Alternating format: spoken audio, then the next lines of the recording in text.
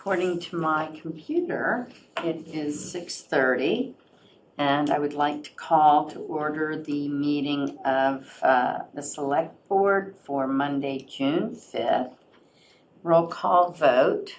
John Round. Here. Brian Solacey. Here. Kathy Bellata. Here. Ann Harrison. Here. And Becky Jakes is here. First up, we have public comments on any items not on the agenda. And I would say that if there is public comment this evening, I'd like to limit the total amount of time to 10 minutes, and therefore 2 minutes per person if anybody would like to speak on items not on the agenda this evening. Would anybody like to say anything? If so, please raise your hand via Zoom or here.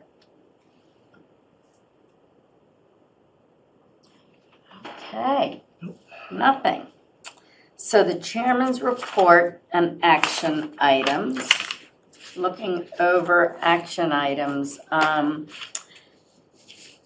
we have most of those on for this evening, but one of the ones that didn't make it on was COA Senior Center. Are we moving that from this evening to the following meeting? I hope to have a more definitive update for your next meeting. Great, okay, so we'll move that to the, it's not the 20th, thank you. On the Human Rights and Inclusion Committee action, I was going to suggest that I'm willing to take that over from Brian as it relates to some of the closure of that action relates directly to the governance project. So if you want me to. Okay, I think we're gonna I'm going to rearrange that stuff Yep. anyway. Yeah. Yep, Okay, and never mind. liaison I just don't will wanna be, forget about that no, one. Okay. perfect, Yeah. that's good. Yes. So, Well, I'm fine. we have the warrant articles which we're discussing and the school street sidewalks. Is that tonight, or you mentioned we might be, I did want. For more detailed discussion, we can wait for another. Okay, because I think that we need to bring that forward. I've had a lot of feedback from people regarding curbing and sidewalks and swaths of macadam, and if we, just for price comparison. So I think the 20th is already fairly full, but can we add that to the 20th? We should be able to. Okay. Let me check with Chuck. Okay, and if he can, great. If not, we'll bump that. But, so land management, that's today. Senior Center next time. Open meeting agenda tonight. The harbor management plan, we have that the following meeting as we do compensation study, police chief contract, water resource protection task force, and flag policy. And appointment policy. Then we move on to quarterly reviews, early July, facilities master plan, which we already had a little sneak preview of, but that's August. Okay. Is there anything anybody wants to comment on? Yeah, just a question on the flagpole. I thought at the last meeting, there was an action to have like Greg and the team look at options for an additional flagpole for commemorative flags, and we gave them until next quarter. Oh, right, yeah, So, Right. I wasn't that should be, that gets pushed out a bit. Okay, so we that were should separating stay the on policy there. from the, Yeah, we've done a policy. we've done a policy, but it was the commemorative flagpoles, I think. And this is not that it's going to be done, but Right. just the exploration of options. Right. Mhm. Just to make that clear.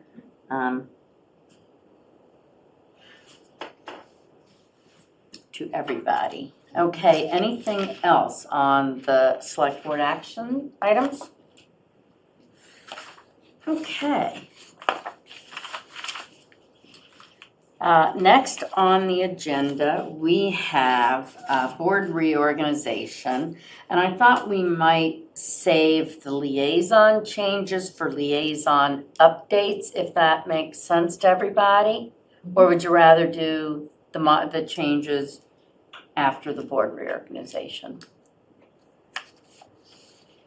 All right, We should we'll probably do it after the reorganization. Is liaison changes on here specifically? well, that's Just liaison updates. liaison Oh, update. And then, so we're having liaison update, at which point in time, once there's a reorganization, we can see who has time for what. All And right. if there needs to be any I mean, modification. I would suggest that we probably put that should be something that should be noted in advance. It doesn't impact anybody, it's No, not a public, Not tonight, at this point, but, you kind of look down the list and say, this is what makes sense for me, this is does not make sense for me, et cetera, rather than having to make decisions right off the bat if we're shifting around on liaisons, that's all. okay, that's fine.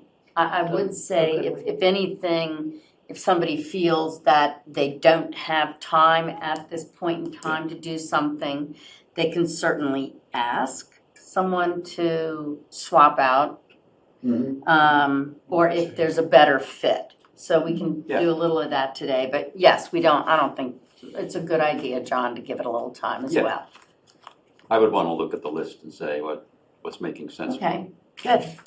All right, well, with that in mind, it is time for board reorganization, and I would like to make a motion to nominate Ann Harrison as chair. Second. Any discussion? Okay. Moved by Becky Jake, seconded by John Harrison. John Round, Not the first time. in a long time. I know, I just keep thinking, anyway. Roll call vote, John Round, Yes. Brian Solacey, Yes. Kathy Bellata, Becky Jake says yes, Ann Harrison? Yes. Wonderful. It's unanimous. Ann, would you like to make a motion? I would like to nominate John Round as vice chair. Second? Second. Okay. I second. Okay. Becky second. I did. Is there discussion? You sure? Roll call vote. Never sure. Yes. Yes. Brian, Kathy, yes, Ann, Becky Jake says yes. excellent. Take it away, Ann. So you're done now, huh? Well, That was fast. that's why it's put first on the agenda. Okay, the next thing on the agenda. Thank you for your, Yeah, I was gonna say, I would Becky, like to sorry. thank Becky Thank for you, Becky, her. for all of your Right. efforts. Thank you.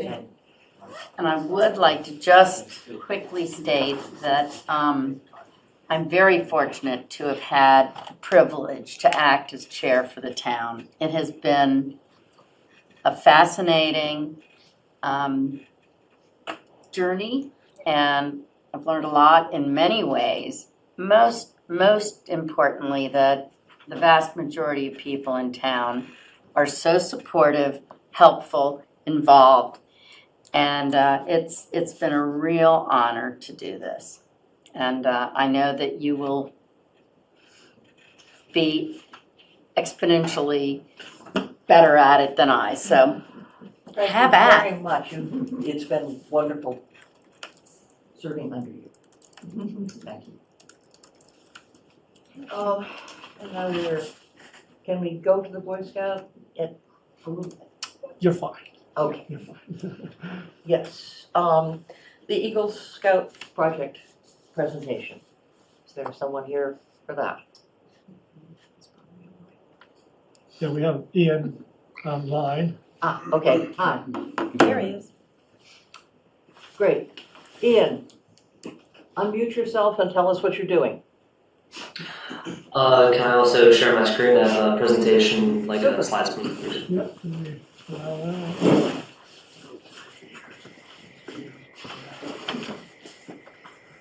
Hello?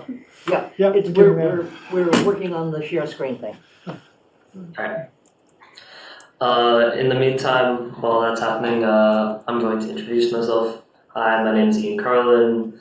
I'm a local high school student, going to Manchester Essex Regional High School. I'm a junior, and I'm also part of Troop 3, Manchester.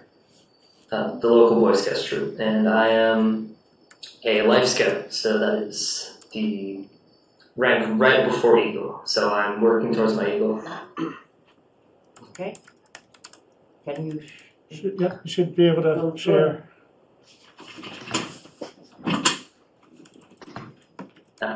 Alright, okay.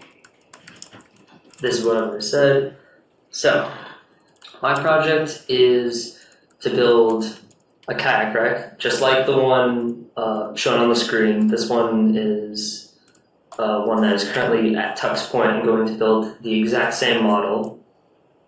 And the reason why I chose this project is because I just absolutely love the waterfront in Manchester, and I want more people to experience it. It's amazing. So, these racks consist of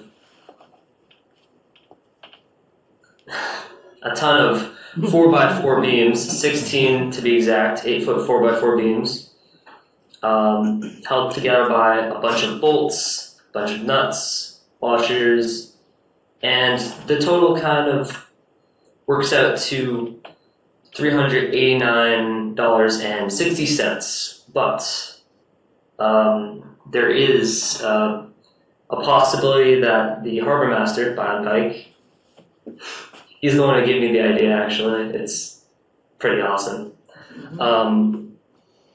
He has spare materials, so bolts and nuts. So this total cost could actually be lower than expected.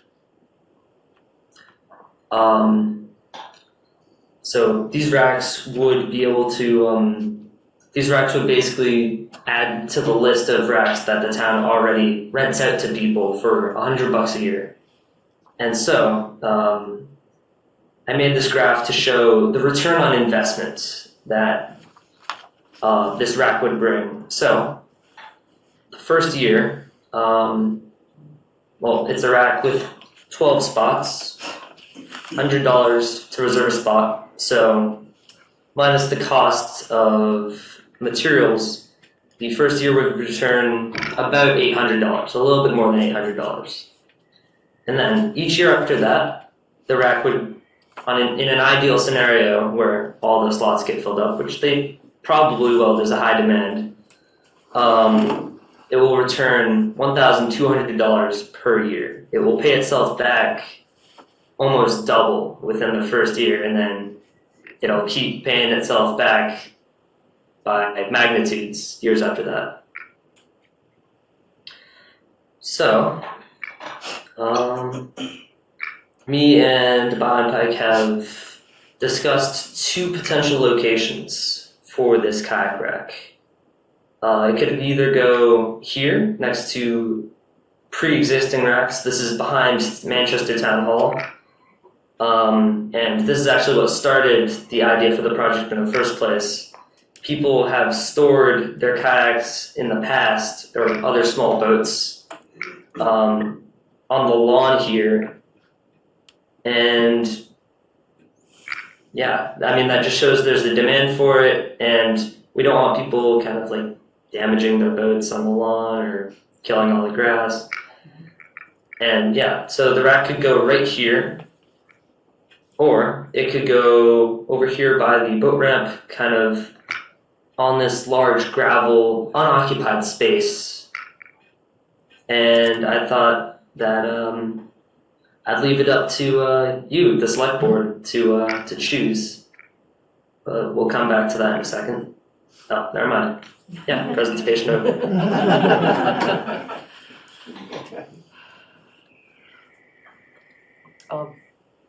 Any questions?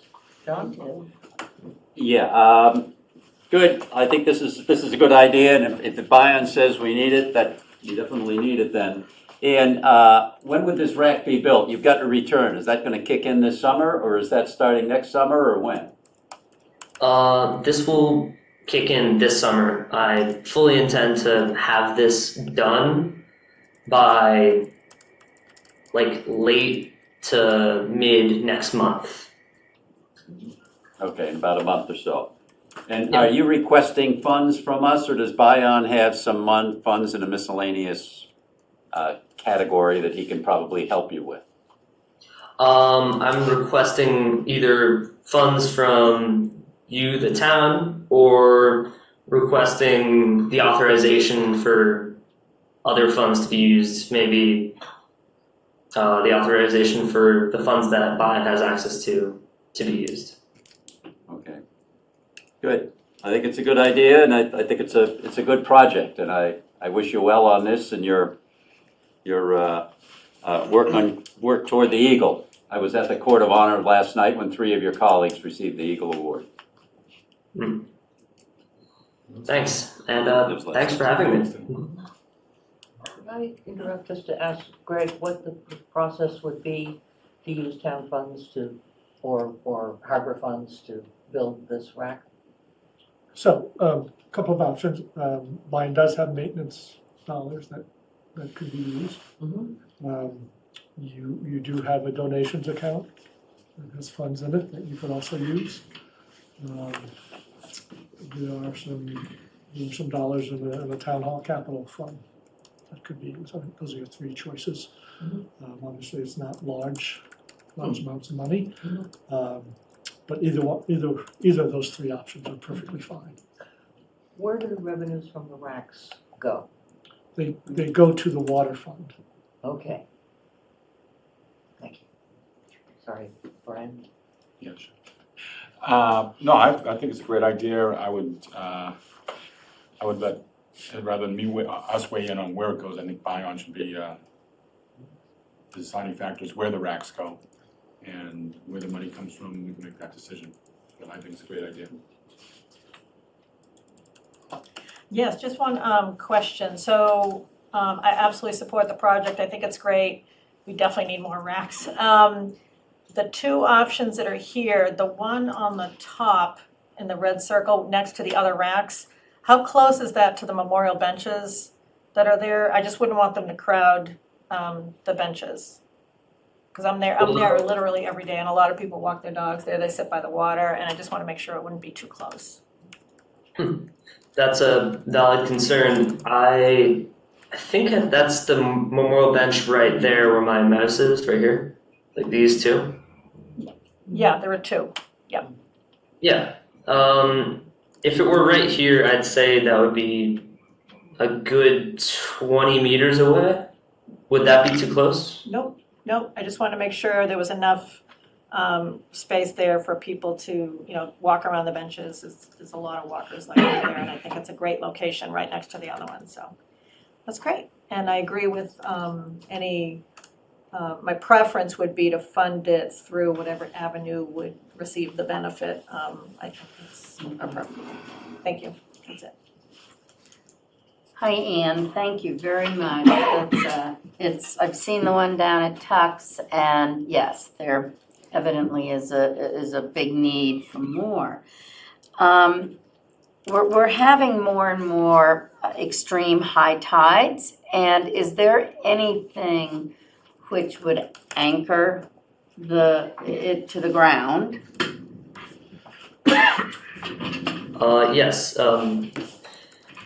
When we were discussing this, me and Bion Pike, he offered an anchor, basically. He would supply anchor that we would dig a hole for, cover it up, and it would kind of root the rack to the ground. Okay, and the other question I have is, or it's twofold. One is, what is the anticipated lifetime of the racks, and who will be responsible for maintaining the racks, or rack? For the first question, I'm unsure of the anticipated lifetime. I don't know how long the Tux Point racks have been around for, but all of them are in pretty good condition. So I'm assuming it would be pretty long. I mean, does anyone know how long ago the Tux Point racks were built? They've been there a while now. but I don't- Some of the newest, I think, are about 3 years old, and there are some that are 5 years old. Let's say 5, yeah. So yeah, then it would probably be a little higher than that. Mm-hmm.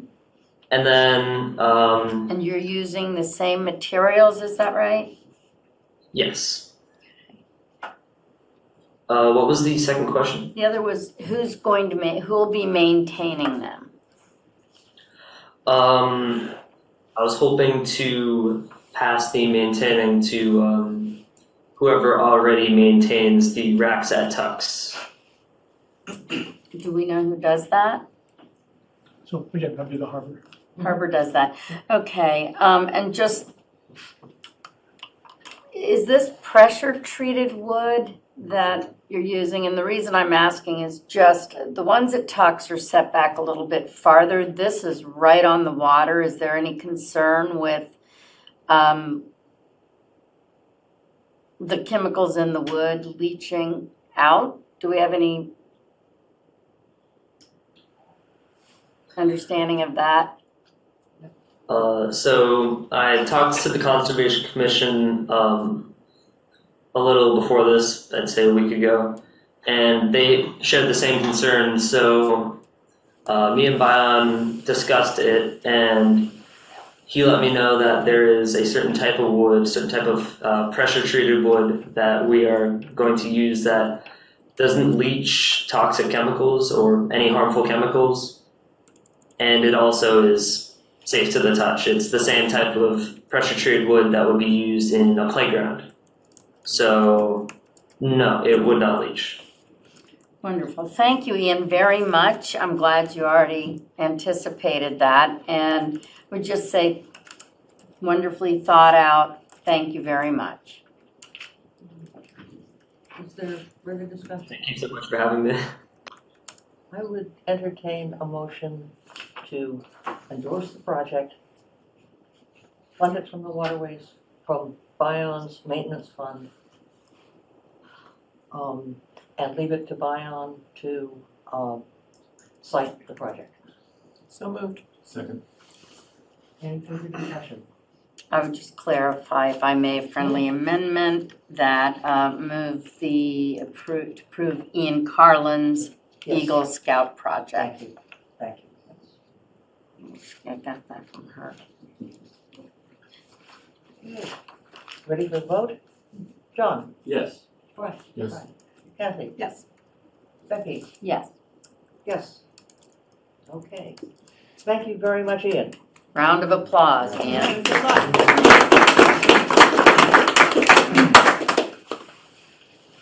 Okay. As usual, I've missed something.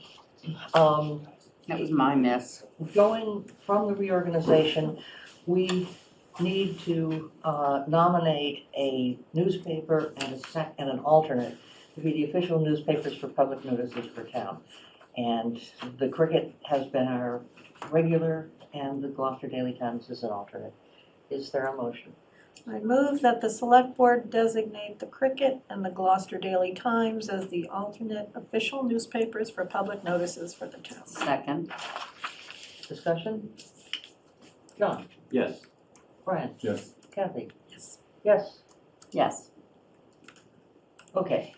Now, the next item is a shuttle service business by the beach bums. And I believe there are representatives here. Would you introduce yourself, say where you live, and tell us what you want. Steve Martin, Preston Potter. We're both juniors at Manchester Essex High School, and basically we just want to start a shuttle service to give back to the community. So basically we'd be using a golf cart to pick up people that just got off the train downtown and then bring them to the beach. And we wouldn't accept any money other than tips. Yeah. If I might jump in, I just want to make sure that if you're not actually facing the camera, which you don't have to, you just need to speak up, otherwise the people listening in can't. Okay. If you want to stand over by the side, it's a little better. That way both audiences can see you. So we currently work right now at by the beach. We work at the beach, and we just constantly been asking people that walking up and down the beach, they're all like, oh, like we would love transportation and services because it's like a 10-minute walk, and we just thought this would be a great idea. A lot of pregnant people, they walk up and they're just like complaining. It's also like a health issue for them because if they have to walk up 10 minutes, that could do some damage maybe. So We have a designated spot right down next to Bravo. right in front of Bravo. Yeah, we talked to the owner, Beth, and she said she'd get us a designated spot. So we could park the golf A cart golf there. cart, and yeah. So have like a pickup spot.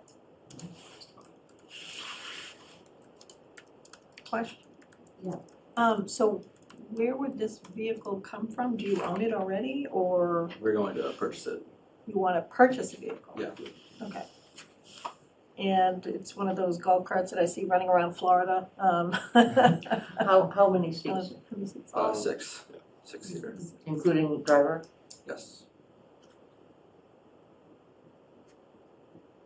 Where are you gonna store it on a nightly basis? Is that at home? Yeah. Yeah, we stored in my And garage. I saw the address here, pretty close. Yeah, right downtown. Yep. Okay. And the drop-off is, It's right next to The the circle? circle, yeah. Well, right outside the circle because you can't drop off in the circle. So there's a designated drop-off spot. Yes, there is, outside yeah. the circle, center of the road. Yeah.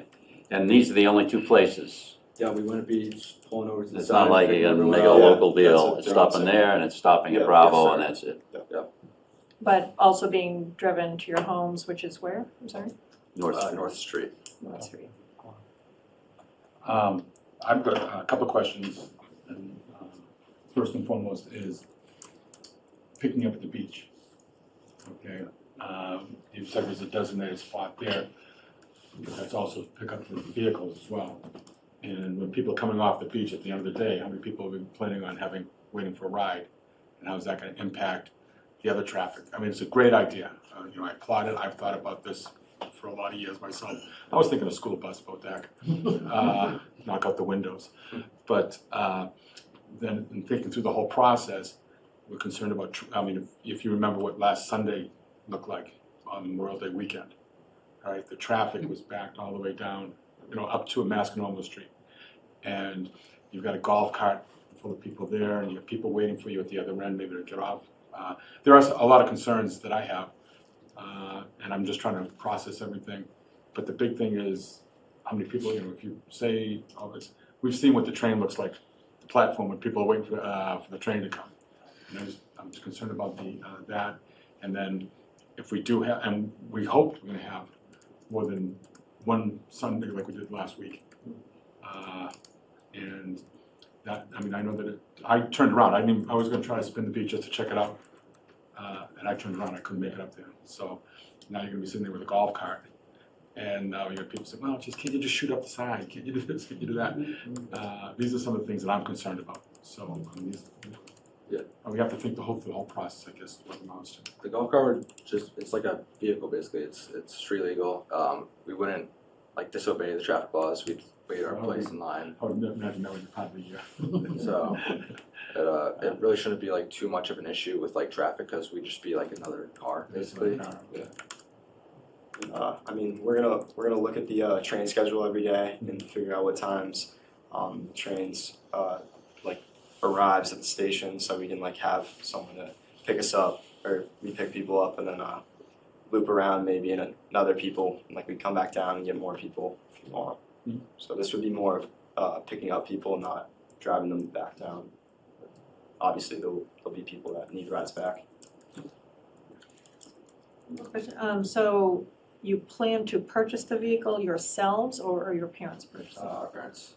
So your parents are purchasing the vehicle, and then they would also then be purchasing any liability insurance? Yes. I take it you're one of the parents? I have a question for the chief. Yep. What kind of license are you driving on? Is it a junior operator's license? No, I have my full license. We both have full license. Yeah. Thank you. So that's okay, then, right? Okay. That was one of my questions. Big chance.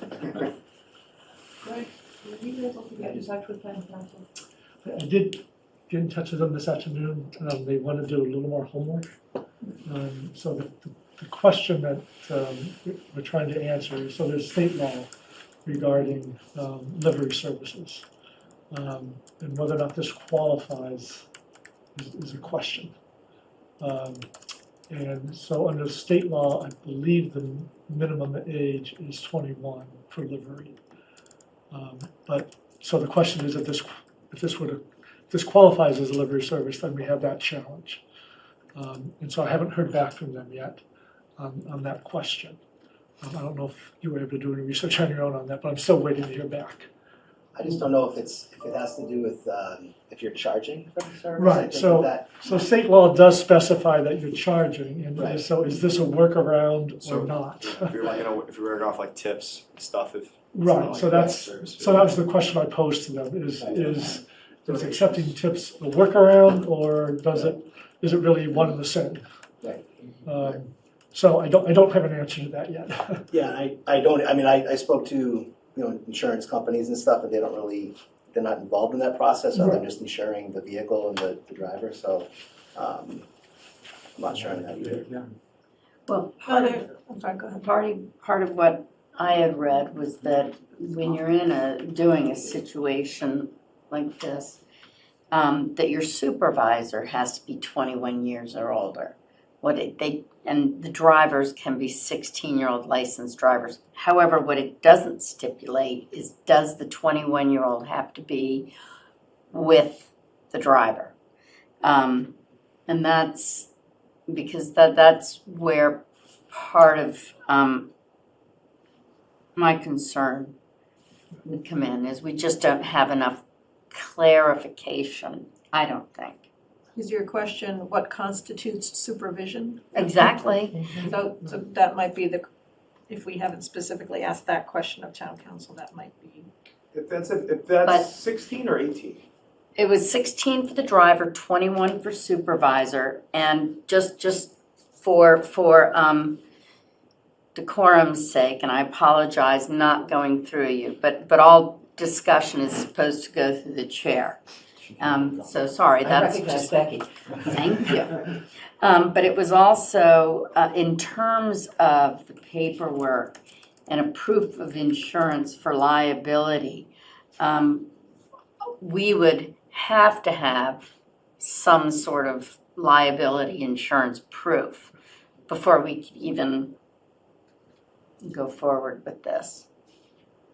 I think it's a great idea, and I think many of us have thought of it and never quite acted on it. So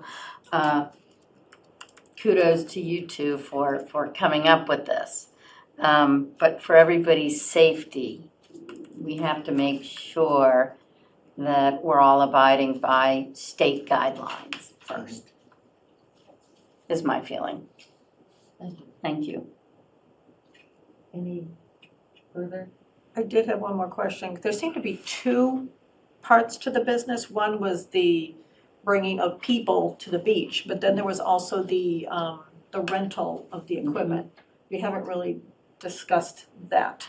And I understand there's some contractual limitation with the beach supply. Did we get an answer as to what constitutes their area of Well, certainly on the beach itself, or in Right. the parking lot, so that would all be. so the off parking limits. lot and the beach constitutes the Right, that would- contractual zone? Yes, Okay. yes. So I guess what I'm wondering is, part of the help that would be really helpful is lugging the stuff. Even if you don't lug the people, if you don't bring the people, lugging stuff for people would be also a great service. And I didn't know if taking that type of approach might avoid some of the legal hiccups with carrying passengers. I don't know, but if you're, if you What pick up stuff at the train station and offer to bring it to the beach I'm just brainstorming here. I would say to that, it still creates traffic issues, people hanging around waiting for the material to show up at the beach, okay? Or the good chance that the material, the heavy stuff will get there before they do, if there's no traffic. all right, and that becomes a bit of a, Yeah, like I Babysitting said, nightmare I'm there. not trying to direct their no, no, I'm business just, model, but I I'm hear what just, you're saying. I think the liability or legal concerns, sounds like it's with carrying passengers. And if there was another business model you were willing to explore, there may be fewer restrictions. I don't know. May I I just make wanted to. a suggestion, Ann? I don't think we're at a point where we can actually make a decision on this. I think we need more information. May I suggest that we continue this to another time when we have more information? I was going to ask one other question before we close, and that is, the description did mention renting umbrellas and chairs. Where would you store that equipment? So he has a house like right around the corner, so we'd store it there. We'd go early in the morning, just set up all the chairs, and then we'd advertise it, and then Okay. people would use the website to like book them. And then while one of us is doing the cart, another one is going to be on the beach, going up to those people and just basically bring them the chairs, because they would book it on our website. I wonder if that interferes with the zone of interest of. We would talk to the people that own the snack shack and see if they were doing something like that, because if they weren't, we were just going to ask for permission to do it. Or perhaps, Madam Chair, a business partnership might be in order, right? Maybe they could hire you as their agents, if you will, to provide this. There's lots sorts of business models here that might be good options for you if we can't make the full plan work, you know. I have an additional question. Is this going to be a first come, first serve, or are you going to work out reservations, or you don't know yet? Is it We'll for see how this goes. Golf cart or the Yeah, with the golf court transporting people. Yeah, it's just first come, first serve, just right off Okay. the train. If people want to wait by the train station, they can. We just come back down, pick them up. And I understand it's not a long time. Yeah. I'm just wondering, if you have a lot of reservations, I can see things can get a little sticky. You're sitting there and you're waiting for somebody to show up, and maybe they probably do, but that could create some clogging of traffic if you're waiting for somebody rather than, hey, this person here, I'm off. Yeah, they'd just be right off like the train platform. And if they didn't want to wait for us, they'd have to just Okay, walk up. or at the beach, Yeah. to the extent that It's reception at the better to beach be is. first come, first serve. so Fine. not liable. Madam Chair, Yes. I did have an opportunity to speak with Cheryl at Parks and Rec and the police chief. And there are a lot of concerns as far as the getting everything together and coordinating things. And what I heard was perhaps a Monday through Thursday or Monday through Friday, doing something like that then. And there's concerns about the weekends and the chaos that might ensue on a really busy weekend. So I think that, and I'm gonna lean towards what they suggest with the chief and Cheryl as far as at least giving it a year trial during the week and see how that works, once we work out all the other particulars. Sounds as So if. part of the problem, just to elaborate that out a little bit, is, so like Memorial Sunday, the traffic was backed up. So you're gonna be stuck in that same traffic. And so that's gonna frustrate your customers and frustrate you as you try to service people. And so it's not really gonna alleviate, if there was another route you could take, that'd be a different matter, but unfortunately, there's one way in and one way out. If people feel that walking is faster, then they don't have to stay on the cart. Like, we're not like forcing them on. Right. Yeah. Right. You mean, so if you're stuck, then you can hop off and just walk on the rest of the way. Yeah. But then you're stuck. And you're stuck. That's what I did. Yeah. So I think that's one of the reasons why Cheryl was suggesting, I think, maybe it's something we try out Monday through Friday first, before we venture into weekends. Would you be interested in that? Yeah, we definitely. Yes, of course. Can I just say a couple things? Sure. Just want to address the, Could you state Say your your name? I'm Kevin Potter, I'm Preston's father, And you live at? 23 Norwood Ave. Thank you. So regarding the safety, so the golf cart is it's street legal, so it's just like a normal vehicle, so there's no safety issues. There's seat belts, there's blinkers, there's hazard lights, there's a full windshield. So it's no different than driving around in a Jeep Wrangler with no doors on, right? So it's a delicate drives. right. And obviously, we appreciate all of you listening and trying to help them out. I just want to make sure that we're not, I guess, overcomplicating like what they're trying to do. This is just a way for them to kind of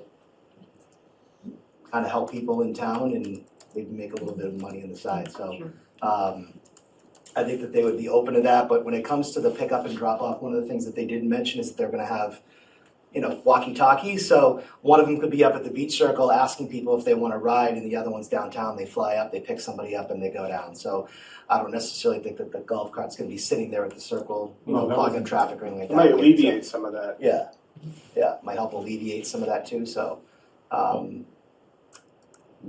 Thank you. My feeling, and I'm projecting on this, is that we need a little more information about the structure of an organization that has 16-year-old drivers. And we would need to see the liability insurance. And we need to be sure that if you're soliciting tips, that doesn't count as compensation. I think those questions are sufficient, that we should probably put this on till our next meeting on the 20th. I think, I don't know if they're interested, but maybe an additional question is if they don't carry passengers and just carry stuff, does that alleviate any of those restrictions or concerns? So we need to get some more answers. I understand that it's frustrating, because it's summer and you'd like to be doing this right now. Sure. But, Even though it doesn't look like it. yeah, right. Come on. Okay, do I have a motion to put this on our agenda for June 20th? Motion to continue this discussion, yeah. Do we need, Is this Do we need it's a not a motion? public hearing. Okay, So- No. but then Okay. we yeah, can just just take an say, action. we have an action, and we will see you on the 20th. Thank you very much, it's a great Thank you guys for your idea. time. Good. Thank you very much. Thank you, Good idea. gentlemen. Good luck. Thank you. Thank you. Thank you all.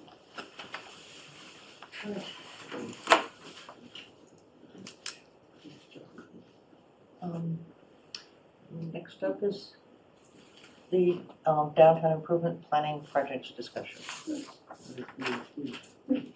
I'm Steve Carhart, 12 Bridge Street. I'm chair of the committee. I'm joined by my colleagues. Let them introduce themselves. Gordon Brewster at Windermere Park Extension. Kurt Spitaka from Bennett Street. We have been working for close to a year now to plan an extension of our initial founding work down in 2008 with downtown improvement phase 1, which focuses on improving the sidewalks, the curbing, and the street lights for the balance of the area that we were delegated to attend to, which is from Pine Street down through downtown and then out Summer Street.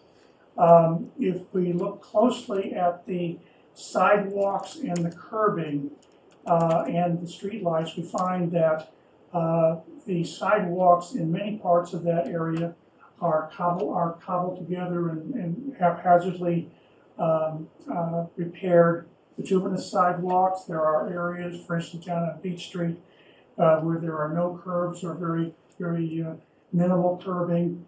And the street lamps are inappropriate for a historic district, quite apart from the fact that advances have been made in lighting. And so what we have done is develop, which we'll present through our consultant PHP. We worked very closely with DPW to get a comprehensive plan, which we are reporting to you, and the committee recommends as a basis for further actual construction as permitted by funds and other considerations, such as the culvert project, which we know has to get finished first. But consistent with those kinds of matters, we recommend that that be adopted as a planning basis for the physical infrastructure of downtown. We have been very attentive to issues of compromises between improving bike pedestrian safety, accessibility for all, traffic flow, parking, feedback that we've received about some issues around prior curb extensions and how they are designed. We have been walking around town with various iterations of plan you're about to see with our colleagues at DPW, who have just been superb and supported, says our consultant VHB in this regard. And so we have spent a lot of time refining the details to present our vision of what the downtown infrastructure should be going forward. I would also mention that there's been excellent work done under the auspices of the Planning Board on wayfinding and placemaking, which addresses things like benches, public restrooms, street art, and things like that, which is entirely complementary to this project, which focuses on the hard infrastructure. And we look forward to working with the Planning Board very closely on that. Would either of you gentlemen care to add anything? I know Kurt has been on bike and pedestrian and has worked with us to look after that. And Gordon, of course, was integral in the school work. Still at. Still is. And I think that it's important as we think about downtown that we see these kinds of things all the time. That's kind of the way Manchester's always been. You know, various kinds of mixed sidewalks and curbing someplace and various kinds of street lamps. I think that it's a little bit like our newcomers just coming to town could look at that and think in the same way that perhaps someone who saw the old school, well, these folks don't care about education very much. And we would like to say we care a whole lot about what downtown looks like, feels like, what the support is for our businesses and our residents there. And importantly, upgrading the sidewalks that will be outlined to concrete from bituminous where that's the case, with granite curbing and with appropriately traditional street lamps. That also speaks to the fact that the downtown area has much higher traffic than other parts of town, and it is very much our front door, our opening to the broader community, and we want to present that kind of a good effect that also will add to the esprit and morale of our business community. I know we're very concerned about new business, as we should be in the limited commercial district, but I think it's very important that we not lose track of the needs of our current businesses and the potential growth in tax revenue from that. And that is our charge, of course, as Downtown Improvement Committee. We like to imagine that we endeavor to be the glue and the grease that holds the very busy people in downtown together with the equally busy people working at their businesses who don't have as much time as those of us on the committee do to try to move back and forth between the downtown community and town hall. So that's a brief introduction. Great, we'd love to see your presentation. And Chuck, have you got VHB there? Yeah, the second one down. Yeah, okay, so we'll turn it over to Chuck and yeah, Chuck. Can't say enough for the support we've had from DPW and VHB, so I'll turn it over. yeah, I'll turn it right over to Elsa and Michael. They've been the consultants that we've had with VHB for the duration of the project. So I think they just need to be able to share screen. Yeah, they And should. they'll talk through. Yeah, both of them should have capability. I suggest that if we have questions on the presentation, we interrupt and ask them rather than trying to hold everything to the end. That's acceptable. Okay. Works for me. So who's up, Elsa or Michael, or who's taking the lead? That will be me. Hang on 1 second, just. Oops, sorry.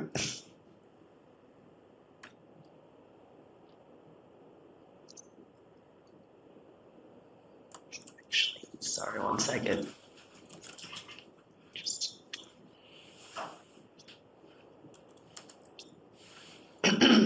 Can everyone see the screen? Yep, that's good. All right, awesome. Thanks, Steve, for the introduction. So we have been working with the DIPS committee and also Chuck and Nate on the downtown improvement phase two of the downtown improvements.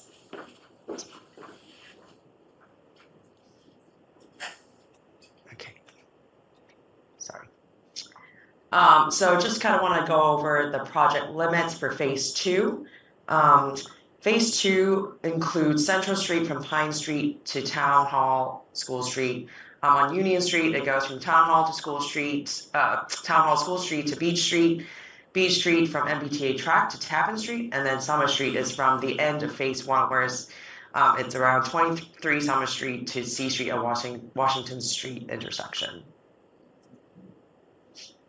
So for the downtown improvement project, we looked at three main things. We solicited, initial feedback of the phase one improvements.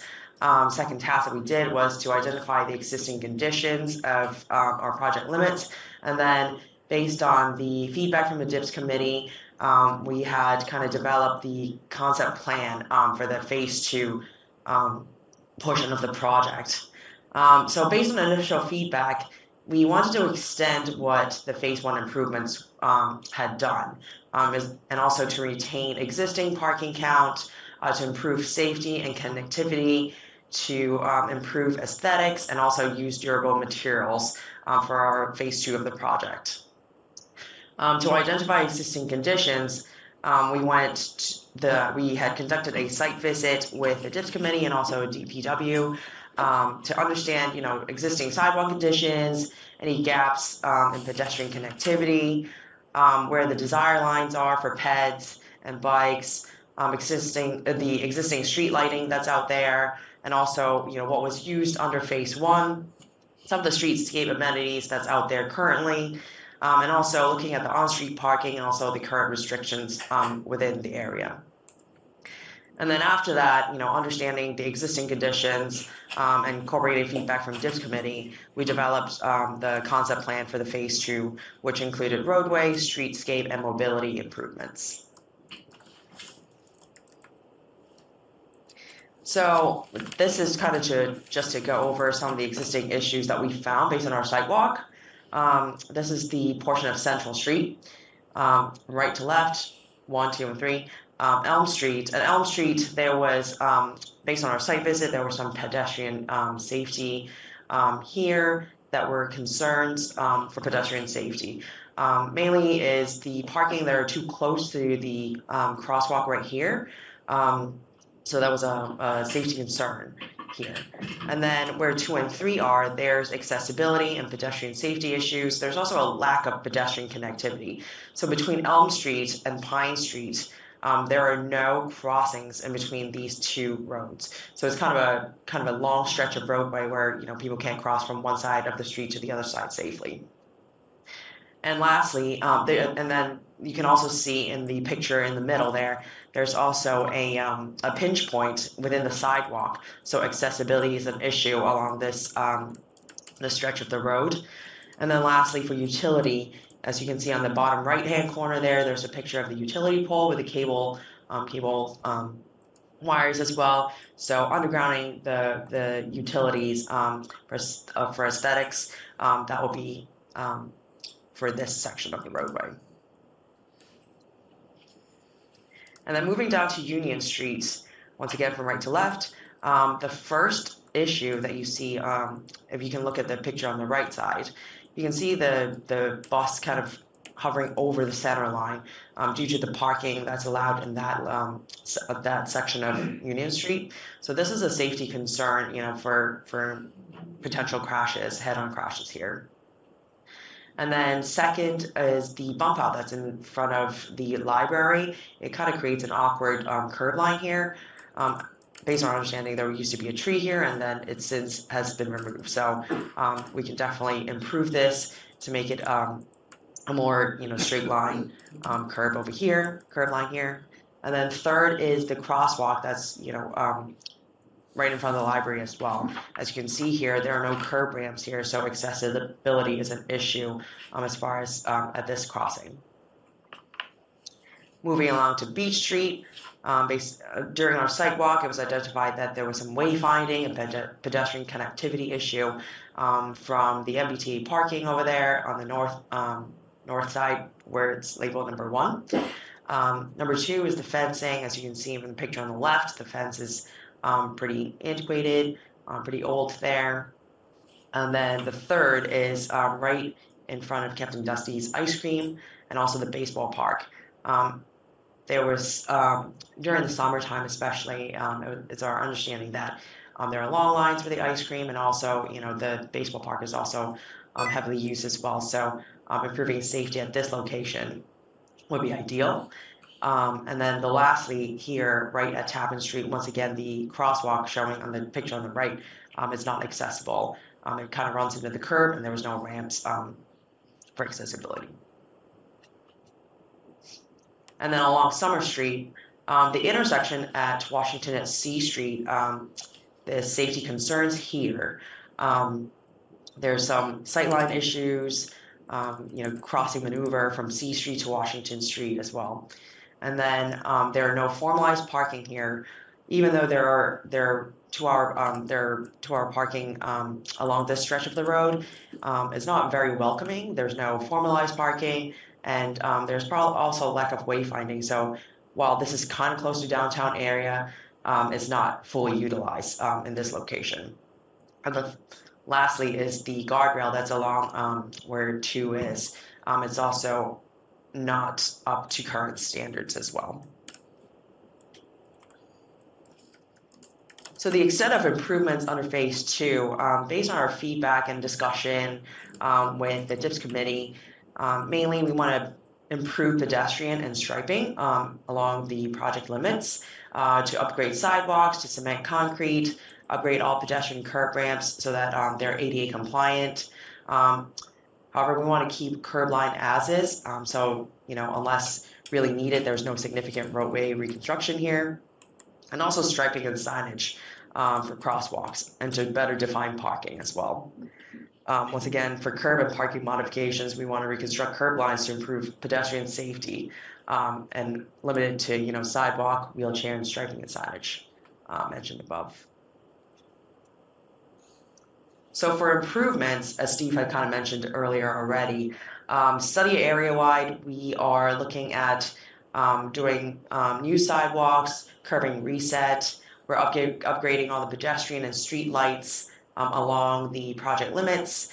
We're upgrading accessibility and sidewalks and crosswalk as well. We are maintaining existing pavement width and parking. And then also landscape improvements at sidewalk and park edge along Beach Street, down on the right-hand corner there. So for improvements along Central Street between Pine Street and Town Hall. As you can see here, some of the design elements that were included here based on the issues that we had identified in the site visit. We had added the crossing, which used to be there. We have kind of put it back in the crossing just west of Morse Court here, just to give an additional crossing opportunity for anyone who wants to cross between this section of the roadway. All the sidewalks here, as you can see from kind of a yellow color, those will all be upgraded to concrete sidewalks.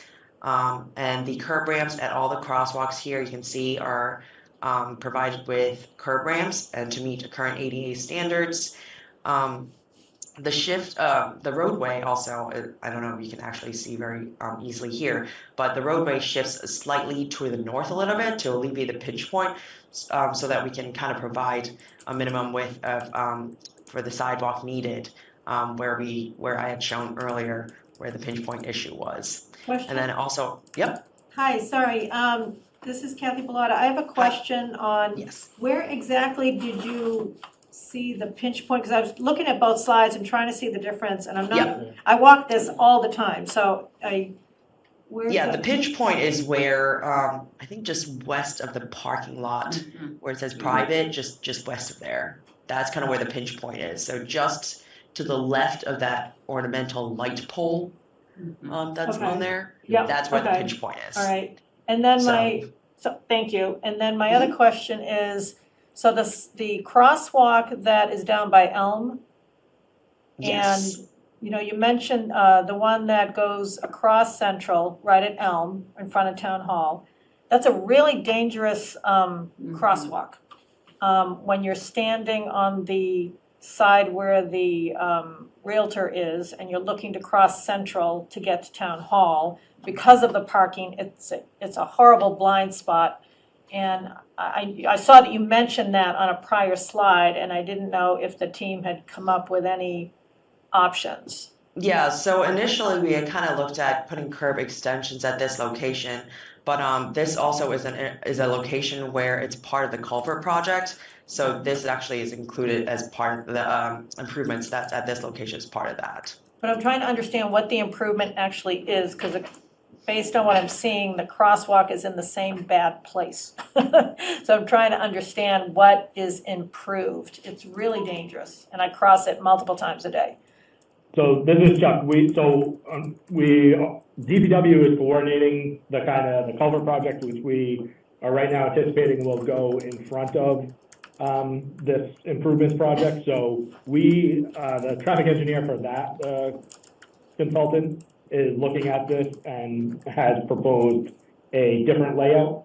It'll be slightly askew, but it'll connect the corner of Elm Street more than kind of the mid-block. So we kind of pulled it in that direction a little bit. So it is different, and it's about as, you know, there's not much space to work with there. And also, as Elsa mentioned, we do need to pull the parking away from the crossing to give more sight. So that will be part of the culvert project. Right, I guess I didn't know if an option had been looked at to move the crosswalk to the other side, so it's not so close to the Realtor. But it sounds like it's. When you say other side, what do you mean? On this drawing, move it to the other side of Elm Street. Okay, so unfortunately, that would remove the parking on the, in front of. Right, unless Yeah, you the move the other parking. corner. So I guess what I'm just saying, I think the real issue on that space, and it is really dangerous, it's the curve in the road. You can't see, if somebody is parked in front of the Realtor, and you're standing on that crosswalk, you cannot see oncoming traffic. And so I just, as part of the project that is, whether it's the culvert project or this project, personally, I'd like us to pay some attention to that. It's right it's right in front of Town Hall. It's a frequent area of pedestrians. And it's very, very dangerous when there's even one car parked in front of the Realtor. You can't see. Yeah, no, it will be changed. To the best of our I ability. wholeheartedly agree with your comment. I think part of the problem today is the cars park right up to the edge of the crosswalk. Right. So there's no way even to stick your nose But, out there. and the road curves, so the cars are coming at a curve. So even if they're not parked right up in the edge, you still can't see the oncoming cars. So it's just, I think it's a bad spot. The question, exactly, and the question begs then, should there even be a crosswalk there? Should it be located closer to Town Hall? Yeah, and I don't know that, we're not gonna solve it No, here, but I'm just saying it's that- been. But I don't think the crosswalk where it is right now, you cannot park on the other side of that crosswalk to Elm Street. You can only park as far as the crosswalk. So if they move that crosswalk right to the edge of Elm Street, in other words, move it another 10 feet, they can build a bump out there because there isn't any parking there anyway. So anyway, this is all gonna have to be examined, and We're not this gonna is an solve it here, area but I that's just all wanted gonna to be highlight that I reconstructed. just feel we should. It's gonna be nip this in the reconstructed, bud. so we'll worry about it then. Thank you. Okay, I think. Okay. we're ready for the next. All right, we good, everybody? All right, let's continue. Okay, so then moving down to Union Street. So along Union Street here, this is where there, in front of the library, there was an awkward bump out that's currently right there right now. So as you can see on this concept plan, this pull the curb line further back to eliminate that bump out area. As part of that, we were able to make around four parking spaces here. Also, just to the right of these parking spaces, you can see that the curb extension is provided there to shorten the crossing right outside of the library here.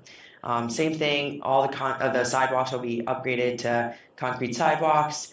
And then on the right side, closer to the Beach Street there, we're going to formalize the parking to make sure that it's a good distance from the crosswalks there for visibility as well.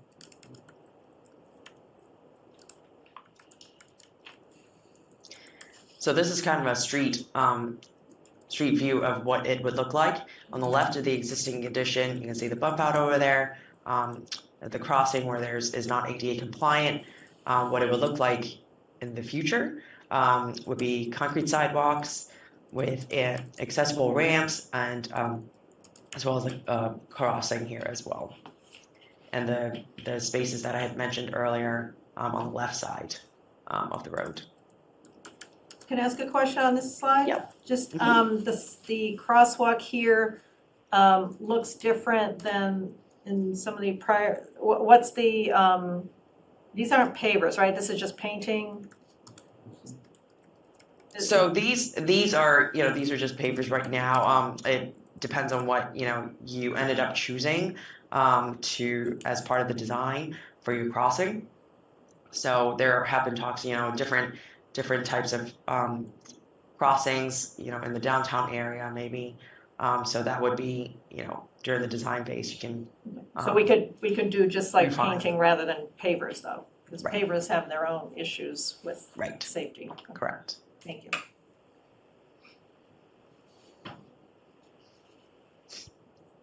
Moving along down to Beach Street.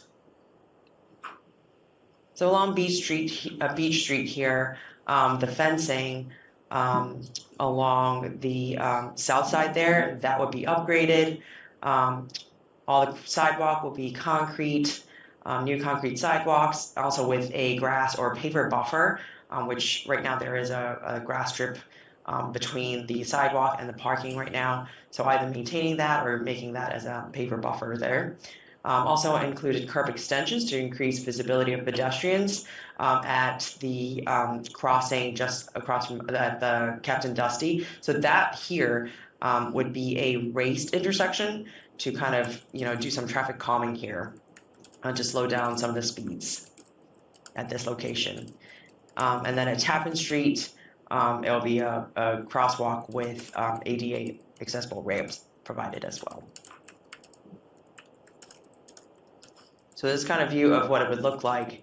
On the left is the existing additions outside Captain Dusty. On the right, you can see the transition up, and then the raised intersection there, where the red and the ladder crossings are, and then it transitions back down to the other side of the road.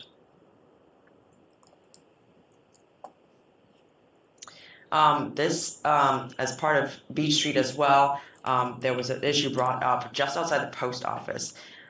So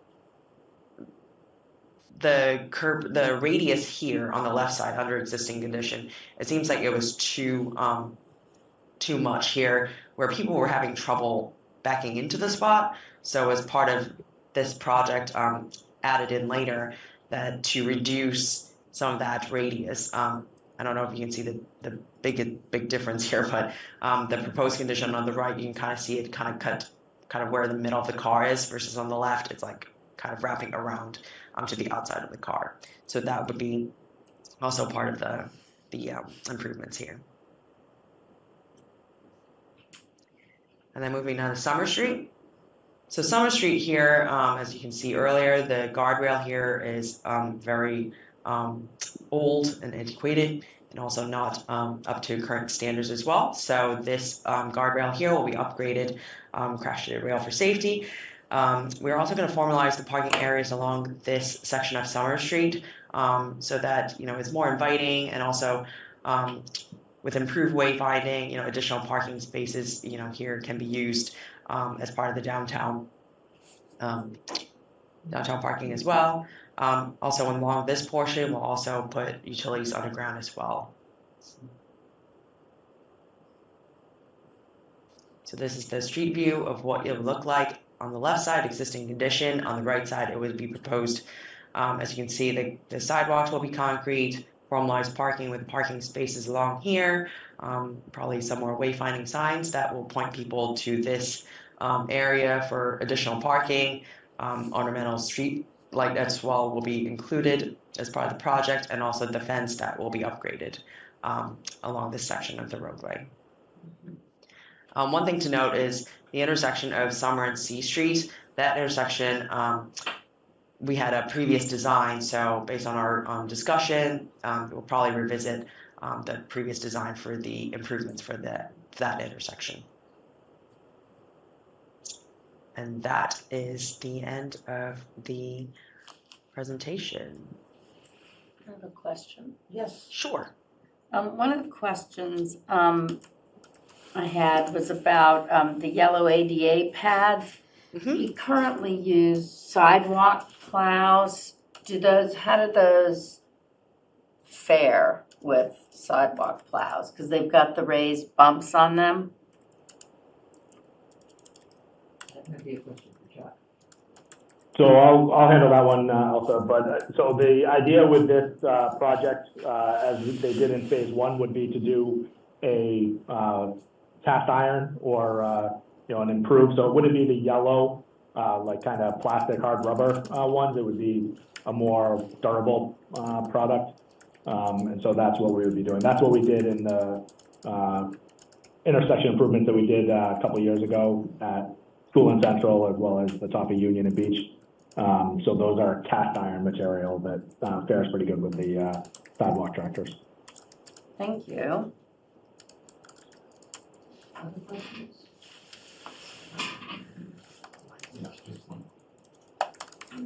Just one question to refresh my memory. We did pave Central Street not too long ago, and redo those sidewalks. How old are those sidewalks on Central Street right now? So we only did the intersections. We didn't do the entire walkway. So as part of the common project, we did in front of the common. And then we did the intersection directly in front at School and Central. So those are 3 or 4 years old now. 3 years old. The rest of them have not been touched. If you go further down, again, the intersection at Central and or Union and Beach, that has been done. But that was all of those projects are, I wouldn't say, those projects were forward thinking in that we didn't want to overextend them, further down because we were only using asphalt sidewalks and stuff like that. So we didn't want to expand it so far that it wouldn't be able to be undone because, the considerations for extending phase one of the downtown improvements and making a much larger phase two has been kind of part of the narrative with the DIP committee for several years. That wasn't, I'm sorry, Chuck, I wasn't clear on my question. My question was, we did pave Central Street from Pine to Town Hall not that long ago. Mhm. And did we not do the sidewalks at the same time? Or we just did the street? No, we didn't do the sidewalks. Okay. We This just is did the about the street. sidewalks. No, I understand, I'm just trying to get a time frame in my head. So the only sidewalks on Central Street that have been done, like say within the past 3 years, are the ones right in front of Town Hall. And the ones that go from Town Hallish or Elm Street up to the gas station, Pine Street, those haven't been done, 10 years, 15 years, God knows how long? Right. Okay, That's just the trying, issue. That's the issue. got it. Yeah, trust me, I'm just trying, I know they're in really bad shape. I'm just trying to get a time frame on whether or not they had been done recently. Thank you. If I might make one more comment. Yes, certainly. I just want to say this from purely aesthetics looks really nice, but also from a safety standpoint, it greatly seems to improve the downtown, the safety downtown, and even in terms of having utilities underground. There's some big safety component to that too. And additionally, I think the fewer trees we have to butcher to allow the power lines to continue. Anyway, I just wanted to say for myself, thank you. This looks really nice. It looks like a town that's cared for.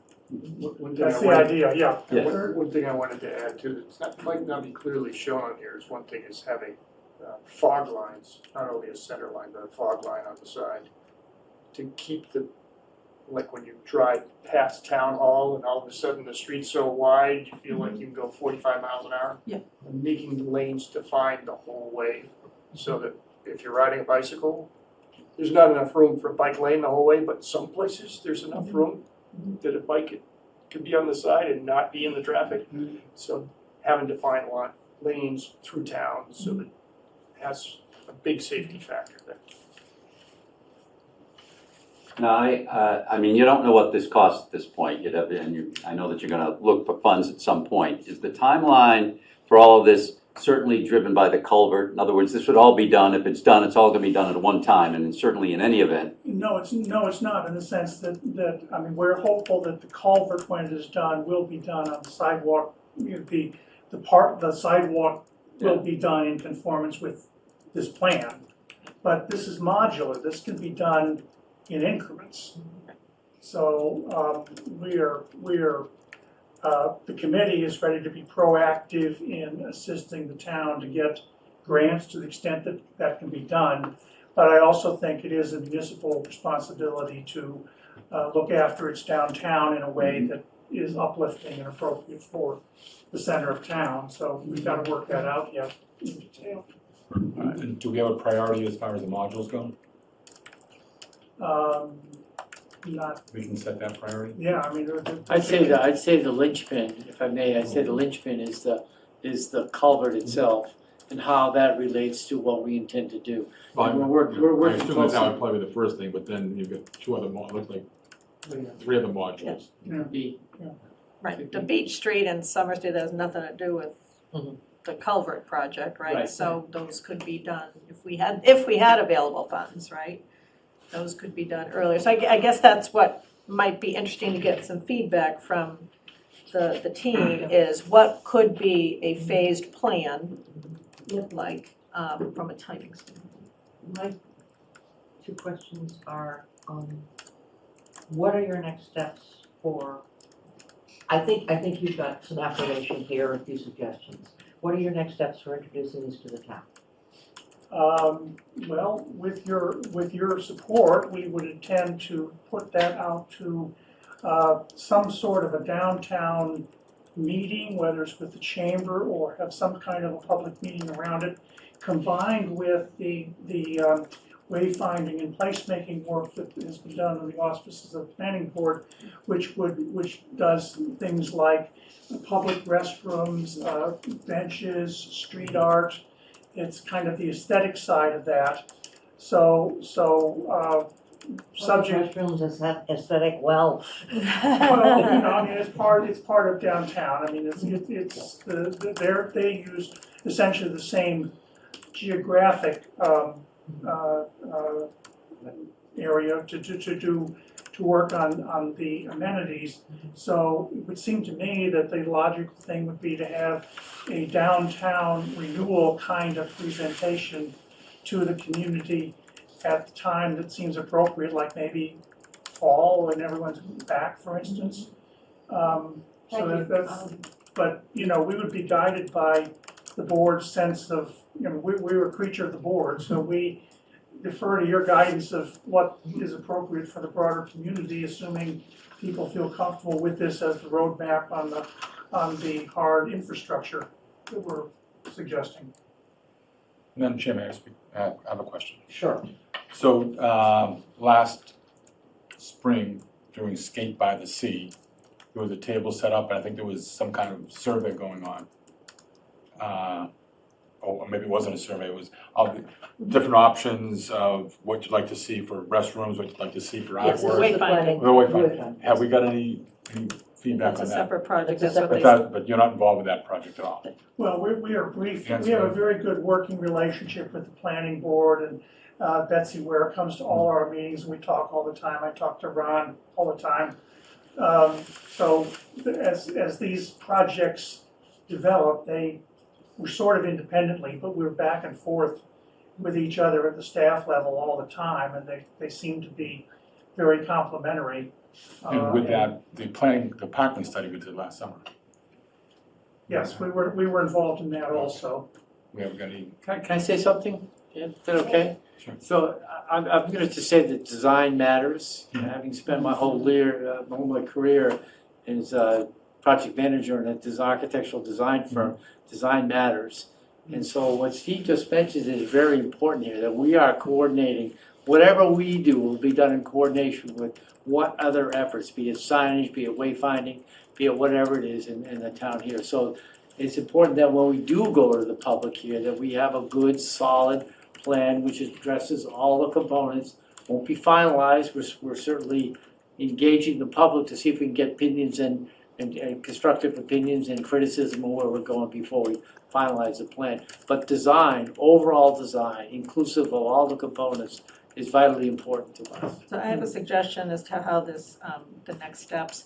So there's a meeting of the chairs of all of these boards and committees. Debbie, what's the currently scheduled date? 27. 27th, okay. So that is where we were gonna have like a workshop type discussion on when something has to be worked jointly across multiple boards, how do we want to handle that? And DPW was going to be, certainly a centerpiece of the conversation. I would suggest that this be one of the topics for that meeting, right? What are the next steps so that we can take a comprehensive set of, discussion points to the public in a, comprehensive way, rather than trying to each project have their own meeting. Yeah, I will be there, and I'm sure that our colleagues at the planning board will be there. We're not quite looking, at this point, where we are right now is we are reporting to you on our work under your guidance. And we're not gonna do anything until, let's say, the report is accepted, let's say, or the recommendation is accepted, and then we will go from there. And so our focus has been to get to this point with this body. I just had one question regarding input from Chief Fitzgerald and DPW. Have they both been involved with this? I mean, I know DPW has, and I know Betsy Ware, but Todd, have you seen this, and are you familiar with? Not to the extent I was, here tonight, but, most of my concerns, especially with the crosswalk in front of Seaside One at Town Hall, were pretty much addressed, but, I haven't been involved with it. I'm following Chuck. Just because I think that in addition to DPW, I think that having the police department, they really know where we have serious problems, so, and less serious. So Betsy Ware has her hand up. Okay, thank you. Betsy? Hi, I just wanted to add a couple of comments. I have been working with the Downtown Improvement Group and various department heads on a grant that was secured before I came on board that was a placemaking grant. And Civic Space Collaborative is the consultant. They have kind of followed in VHB's footsteps on looking at toilets in the downtown, street furniture, public art, and wayfinding. And their report will be coming out the end of this month. Additionally, even though we were given the wrong information, we applied for 3 one-stop grants by the end of last week. And Sue Croft is to be applauded for her efforts in applying for these grants. We were given wrong information regarding the number of grants we could apply for. So at the last minute, we actually applied for a wayfinding grant with Greg's help as well. And I think we have a pretty good chance of getting that as well. And that would start in the fall.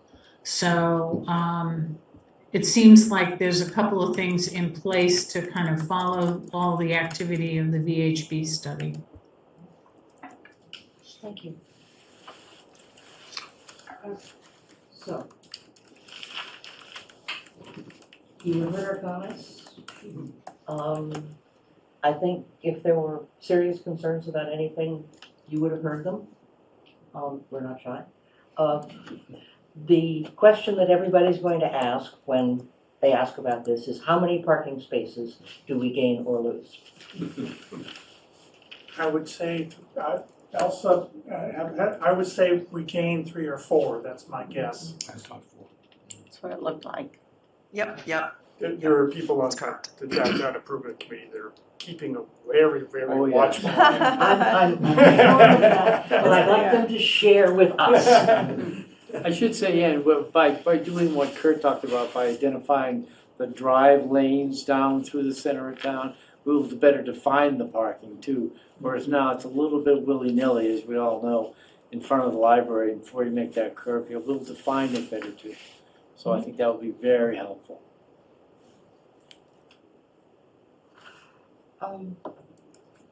I guess we have nothing to do, but thank you very much for the presentation. You're welcome. Our pleasure.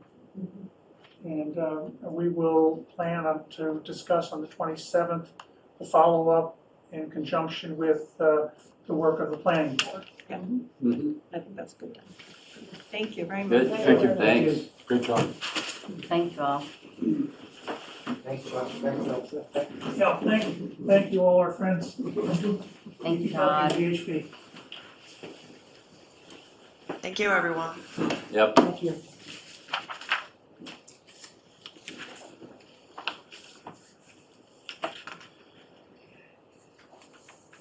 Our next is land management staffing, which I think, Greg. Sure, I can tee this up for you. We've had a few discussions over the months. A desire to do some reorganizing of the staffing. And there's an opportunity for a couple of different models. So I repeated for you in the packet the current staffing, what we have, at least what we have funding for. A couple of different alternatives. One being going to a full-time building inspector / sort of a land management director position with an emphasis on building inspector work. Could probably help with application reviews to make sure that they are ready for the different review boards, ZBA and planning in particular. So option A, as I say, would have the full-time building inspector with a half-time planner and a half-time conservation agent and a full-time land use clerk to provide services, again, primarily to ZBA, COMCOM, and the planning board.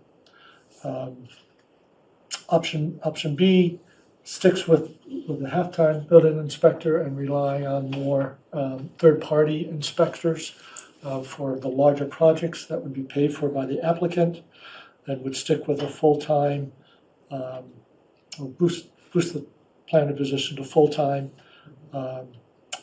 as a town planner, but also land management director overseeing the various aspects. Again, sticking with basically a half-time conservation agent and going with a full-time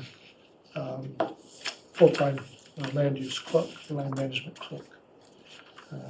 So there's some similarities in terms of both options are envisioning a full-time clerk. So that's someone who is here and someone can always find someone to talk to if they have some land management issues or concerns or need information.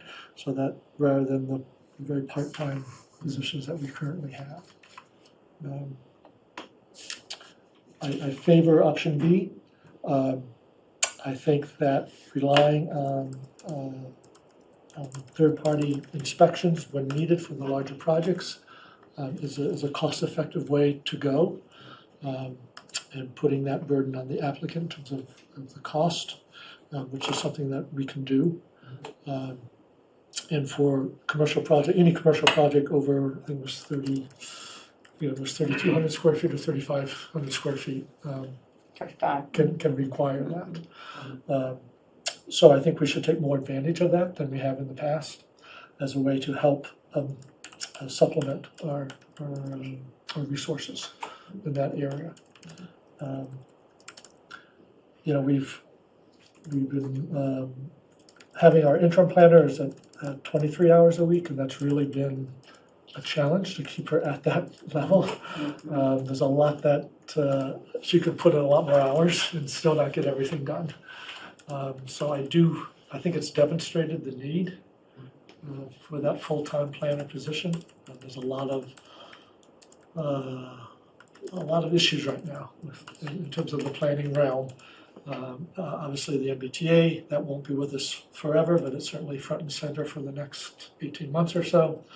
But I don't see things calming down, if you will. I think that they were looking forward. I think that the town will have significant issues with housing and development and open space management and expanding some of our conservation areas, in addition to focusing on housing and some commercial development as well. I mean, we won't see a lot of commercial development in this town long term, but I think projects like CST, when they come along, we should be ready for them and be able to accommodate them if we can. I think that'll be a significant project for the town and a real benefit for the town from a fiscal point of view.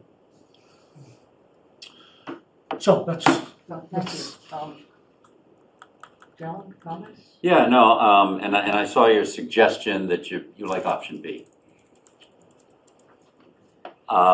In that regard, is the current planner, is it in your mind that the current planner would move, if option B occurs, that person would become a full-time person? Yes. Okay, not only the position, but the person.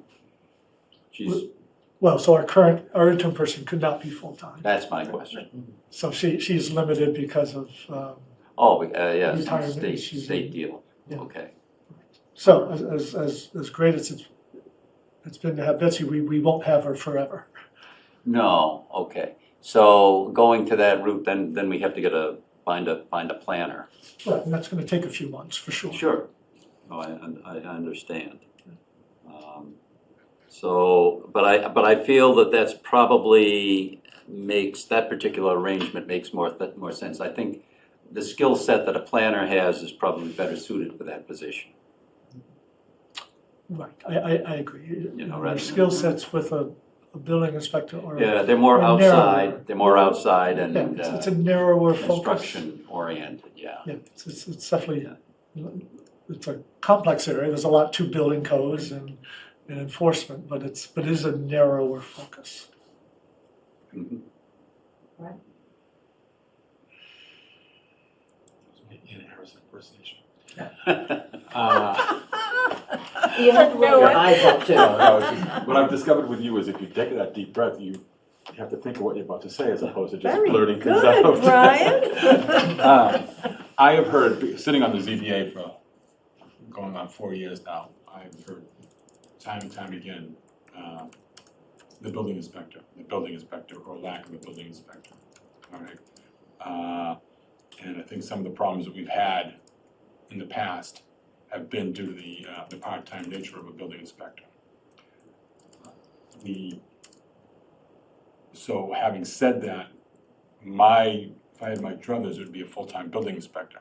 However, if we do have that clerk, that full-time clerk, that takes a lot of the pressure, and we can, because I do agree that right now we're at a critical stage requiring a planner. There's a lot of things going on, and I think we have to address those, and we need someone full-time who can just continually monitor what's going on in that respect. So that's the challenge, is trying to figure out if you can present me with a clerk that can spend a lot of time with the building inspector and make sure that the inspection is done properly, then I would go with option B. But if not, I'm gonna try to go with a full-time building inspector.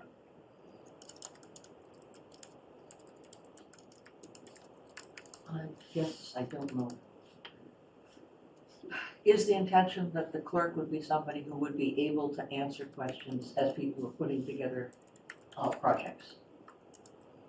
Or Yes, so they would be the day-to-day face of our land management efforts. But detailed conversations about compliance with zoning regulations, I mean, that's still the building inspector's role. But the clerk could, as Brian suggests, that the clerk could be providing, could be a facilitator of information getting to the inspector and making sure that when the inspector is here, that he or she is focused on specific concerns or issues that have come up or follow-up that's needed, and help track that follow-up. And so is tracking, okay, this project X is 3/4 of the way done, and let's review what the ZBA approved, and are we in compliance with that? Yeah, and I think also with a full-time, if there are calls into inspection service, into the building inspector's office, they can return in a timely manner. Right. And that might placate me. Few things. So number one, I really like the idea of having applicants pay for the hiring of independent inspectors for the larger projects. I think, to me, that's just a no-brainer, and we should already be doing it. For that reason, I can support option B with a couple of caveats. It's my understanding we don't really have a current town employee, Greg, other than yourself, who's responsible for land management. Would that be fair to say? Or do you have someone, one of your direct reports, responsible for land management today? Well, so that would be the town planner role. But that's not how it's working today? Well, because we don't have a full-time planner. So it's just a full-time nature? Okay. So I guess as part of my support for option B, I'd like to see two things. Number That's what one. I'm sorry. Sorry, go ahead.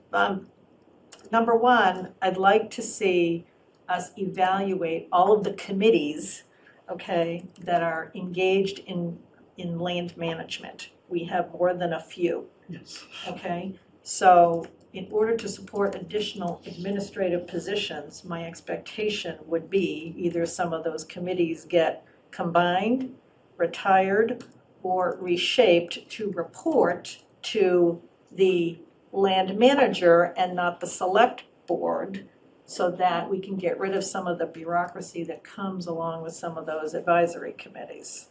Okay, so that would be one caveat, is reshaping, taking a look at holistically how those committees engage and reshaping them as necessary, because otherwise we're just adding more people to the conversation and not streamlining and making it more efficient.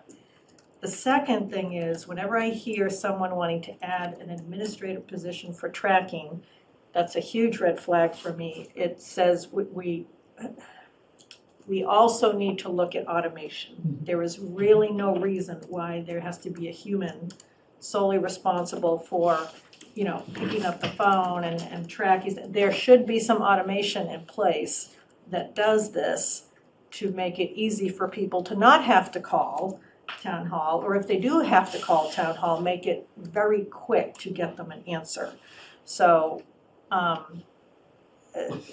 two caveats to supporting option B is taking a holistic look at the processes, including the committees, and reshaping them to the advisories to, the land manager, and also making sure we take a look at what processes have to be automated.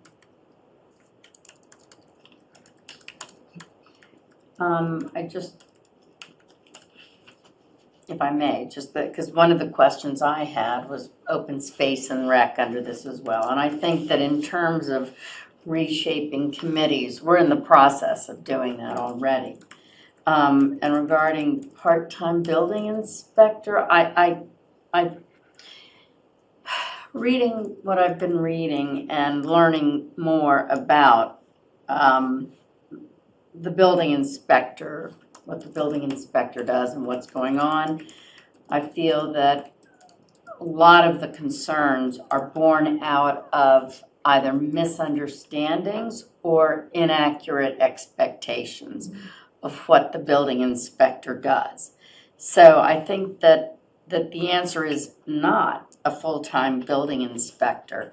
I very much am supportive of option B because moving forward, I agree that it really is about land management that's most critical. And having a full-time clerk for support just makes so much sense. And then, as Kathy said, third-party inspectors, yeah, let's pass that on. And do we have to limit that, though, to commercial? Can we have most applicants have to foot the bill for more routine inspections? I just think that we don't charge a lot, and to cover the costs of broader land management, let's let the people who are building take a little bit more of the cost on. That's what I want to say. Thank you. Okay, so we have the ongoing work of reorganizing committees. And that reorganization could report in to a full-time town planner. We have a request for more automation, and I would think that a full-time town planner would be somebody who would be able to recognize how that can be reasonably put together. And we have a request that it not only be large commercial, but as I remember, this was a cubic foot. Mm-hmm.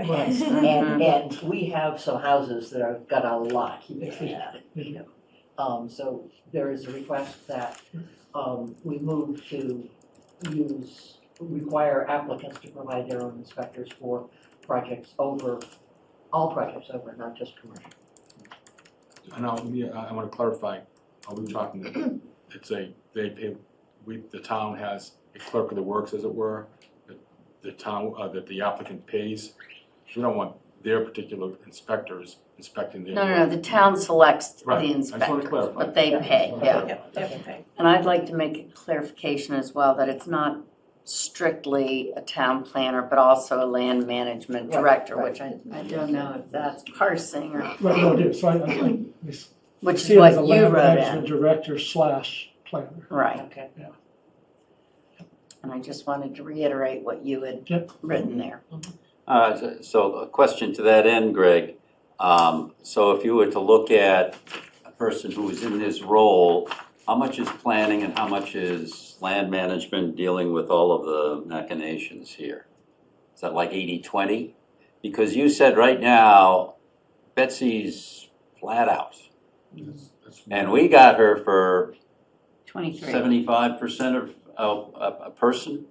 No, not even. No, less than that, I guess 60%. 23 hours a week. All right, but she could do 30. Mm-mm. No, she can't do 30, but if you were let her go, if she could. If there was an individual. Yes. If she could. I just want to make sure that when you. In terms of planning work, Yes. yes. Specific planning work, I just want to make sure that that individual, based upon what the needs are for planning right now versus kind of the other activities that would go into land management, that can all fit into one person. Yeah, there'll always be more than one person can really do all at once. You have to prioritize, and that's And the prioritize. yeah. You have to do that. You always have to do that. I think we were getting at Greg, is that this is a system that we're trying to Yes. implement, a land management system. There is land management, there's planning, there's automation, there's administrative work. Some support from maybe some committees, and it would be helpful to have a holistic view of what that is and therefore what we have right now and what the gaps are that we have to implement. No, that's, Does that make sense? that's a good summary, I agree. Could we hear from Sarah Melish? Yes, can you hear me? Yes. So I hear you talking about overall land management. What I don't see you addressing is the need for additional enforcement. Where the ZBA is challenged with many things today, and we have an application before us for this month, and the applicant's refusing to apply for ZBA to approve an accessory dwelling of 953 square feet footage on a non-conforming lot. And they say they have the right by right. And that's not being enforced today, and the ZBA should not be the one to have to address that. And I don't see that the land management is going to address the enforcement issues, and I don't see that individually hired inspectors are going to address the overall enforcement issues that we're relying on townspeople to enforce, and we shouldn't be. Thank you. And makes it certainly.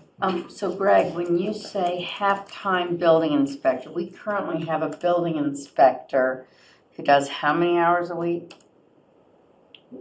Roughly 20 hours a week. And how many are in the office and how many are out on inspections? Right, so he's in the office 4 hours a week.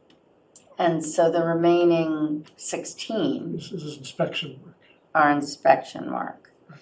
I agree with Sarah. I think that how do we address enforcement, which comes under that? I'd like to ask Greg how our current system is supposed to address a problem where someone is insisting that they have something by right when it's the opinion of the ZBA that they don't. How should that get addressed? So that should be addressed by, if the ZBA has made a decision to that degree, then that's enforceable by the building inspector. So if they made that official declaration, and if someone is going ahead in contradiction to that, then the building inspector needs to issue a cease and desist. Can we hear from somebody on the ZBA? Yeah, hi, Brian Solis.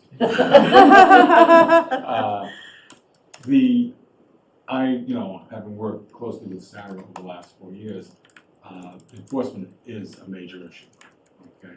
And I know that at times, when there's an appeal of an administrative decision, the building inspector will then come back to the chair of the zoning board. What do you think? All right. I know that, when applications come in, he's very helpful. He knows the bylaws, okay?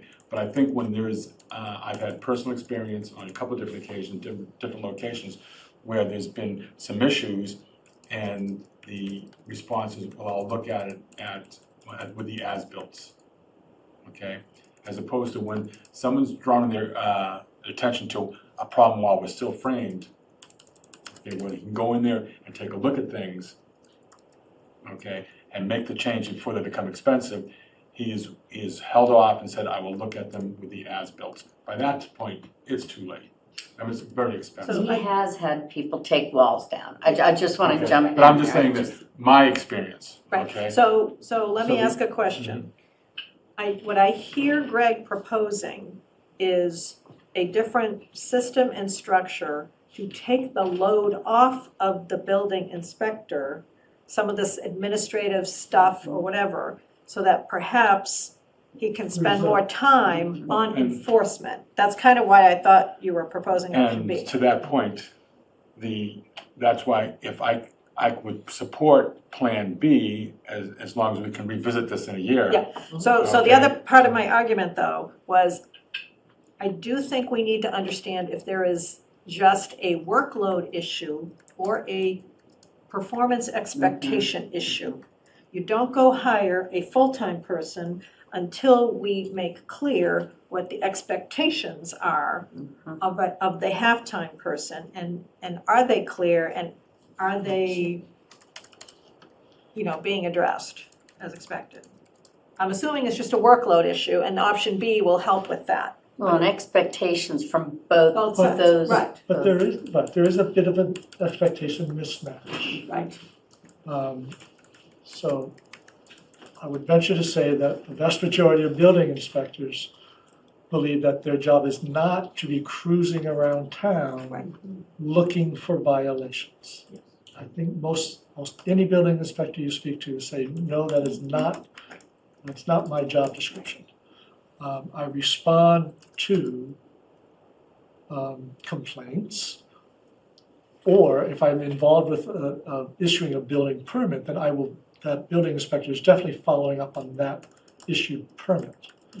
But if something isn't permitted or applied for, they are not roving the streets, keeping their eyes. I agree, I wasn't saying that at all. I was saying. I wasn't saying you were, but I think some people would like to have that perspective that someone is out there roving and looking. But again, my experience has been on permits that we as a zoning board have granted.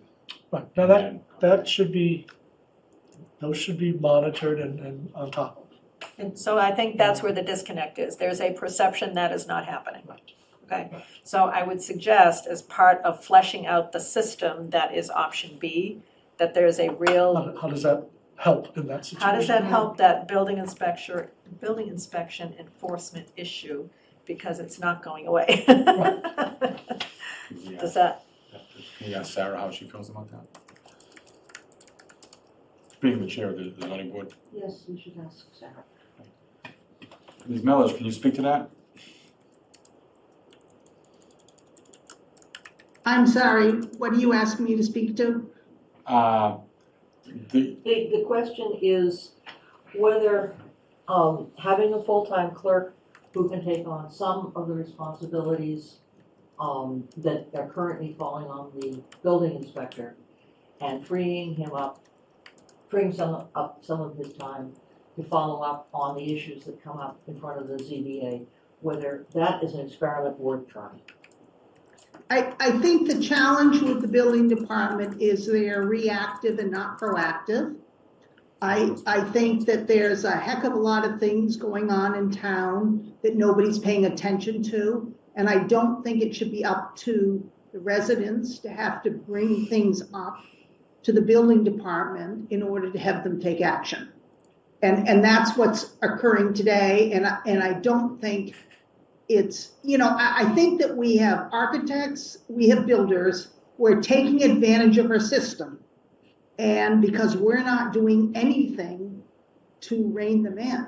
And, I don't have the answers, but a part-time building inspector does not do it. And we have the applications reviewed in the building department today, but, there's never, we have a situation coming up where they're putting in this huge barn, and guess what? It exceeds the coverage. And they think they can get away with it. And so people do things in piecemeal, and if we want to put up with that, that's fine. Yes, but that we not be making I just think it's an issue. things that are We've not got a on the big problem in agenda. town. That's my opinion. I think this falls within the four corners of the agenda on the land use. But I think that Greg has already explained quite clearly that it is typical for building inspectors not to be proactively looking for violations. I agree with that. And I think that's. Is this a question of the building inspector perhaps not being out there checking projects frequently enough? And people, it's not that people are building things for which they don't have permits necessarily, but they say, I'm gonna build this, and then they build something that's something else. I'm not saying entirely different, but they cut corners and they do something that wasn't in the specs. And if you were out there to check on a regular basis, you'd be able to see that. I think there are regular points during construction. There are, but there's a lot of stuff that can happen in between those points. But the question is Yeah. whether it is up to the building inspector to monitor Right. between inspection points. Or And define monitor, right? What does that really mean? Yeah, it seems that this is what's going on. All of a sudden, something is not. Or it is, again, perception and expectations. And I do we want to be a town that is policing everything all the time? I think that, no, people should not have to be tattling on neighbors. But the way the system is set up, the building inspector does inspect periodically. If there's something outwardly egregious, typically it's caught. But yes, there is the perception that things are being gotten away with. Okay, we've been around this one twice. Mhm. I think we have a plan. We will go with B with the caveats that we listed and see if that does improve the performance, the perceived performance of the building inspector. Would you like a motion? I would like a motion. John? I think I'm up for the motion. Move that the select board move forward with option B, which includes full-time land management director planner and a half-time building inspector, half-time conservation person, and a full-time clerk, with a third-party inspector to provide support as a condition of certain permits that meet requirements. Second. Friendly amendment, Yes, ma'am. which includes the caveats that we previously listed around the system approach, et cetera. Okay, with Debbie's automation Yeah. and The committees, understanding the Committees, roles of the committees, committees. yes. Which is ongoing. okay, I accept that. There was a second. Becky, John, and John moved, Becky seconds. Is there further discussion?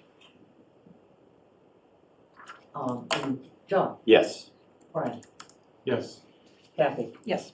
Becky, Yes. Anne says yes. Okay. Now moving on, the next thing on the agenda is the appointment switch, the appointment policy.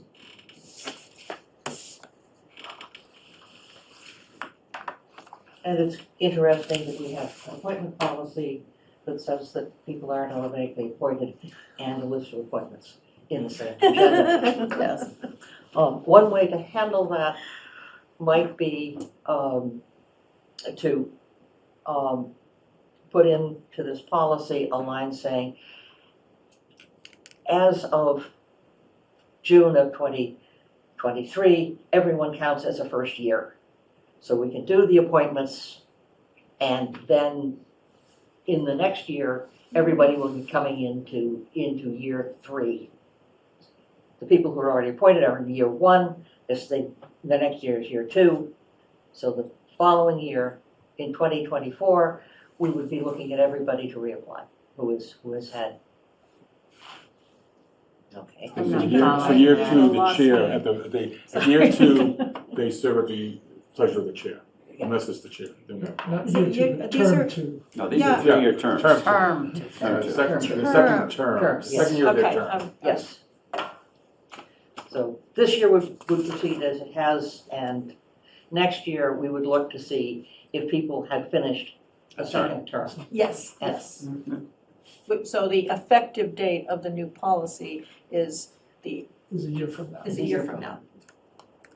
That's how I would suggest it. Okay. With that, is there further discussion of this policy? I just had a question about the copy in terms of people in, people in that position who finish it. And I guess it's the modification that you have really kind of at the end, where it says, with the agreement of the chairs and the select board, those members may be reappointed without reapplying for their positions, and their positions shall not be advertised. Positions held by members in their second and subsequent terms shall be advertised, but those members may still be eligible for reappointment, correct? Yes. And I would use the word for reappointment rather than for reapply. In other words, the last word for I that. think, okay, I put in reapply because I want to make it clear that it's not an automatic as. No, Agreed. okay, and I looked at it and I said, those members shall still be eligible for reappointment. In other words, I put the word still in there so that it's understood that it's not. I think it makes it a little, I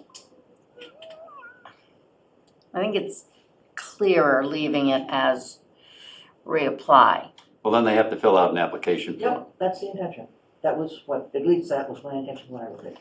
You're just leveling the options. I'm leveling because the person who's been on that committee for, for 3 years or whatever, Or 6 years. well, at that point, it's 6 years. In other words, do we want Tom Keogh to fill out another application? Yeah. I'm just, No, I get what all you're of saying. those people, anybody in that position. So honestly, I don't know, let's take Yeah. that as a good scenario to follow through, right? There may be a different board in 6 years, and they may be unfamiliar with Mr. Keogh and his accomplishments. And yes, I think he should fill out an application. And new people in town. And it would be quite long and quite illustrious. And I don't think there's a problem with that. I agree. I think it's a cultural change here that, certainly I've been pretty vocal about, but I'll just tell you how it works in my homeowners association, right? I was on the trustee board for 3 years, I served a term. I said, you know what, need a break. Someone else want to step up.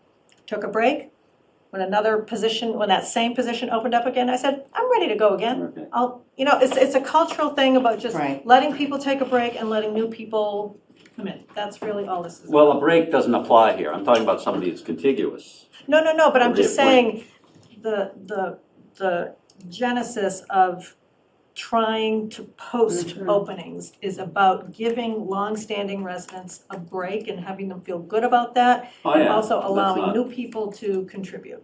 That's not changing that. But the person who would be reappointed would have continuously been there for 6 years. Absolutely. Anybody sitting here already knows that person. Well, Because but they've been there for the past 6 years. maybe not. Maybe Maybe you have not. a new select board. Maybe you have new other, or new people, and Well, it's true. There could be new people on I this board, have but only been on the select board for 1 year. I've been in town 10 years, but I don't know every member of every committee. I don't yet. neither do we. I confess. Neither do we. So you're not looking for the Keogh clause? No, well, I don't think that's a problem. Right now, he's not on any specific committee, but fair enough.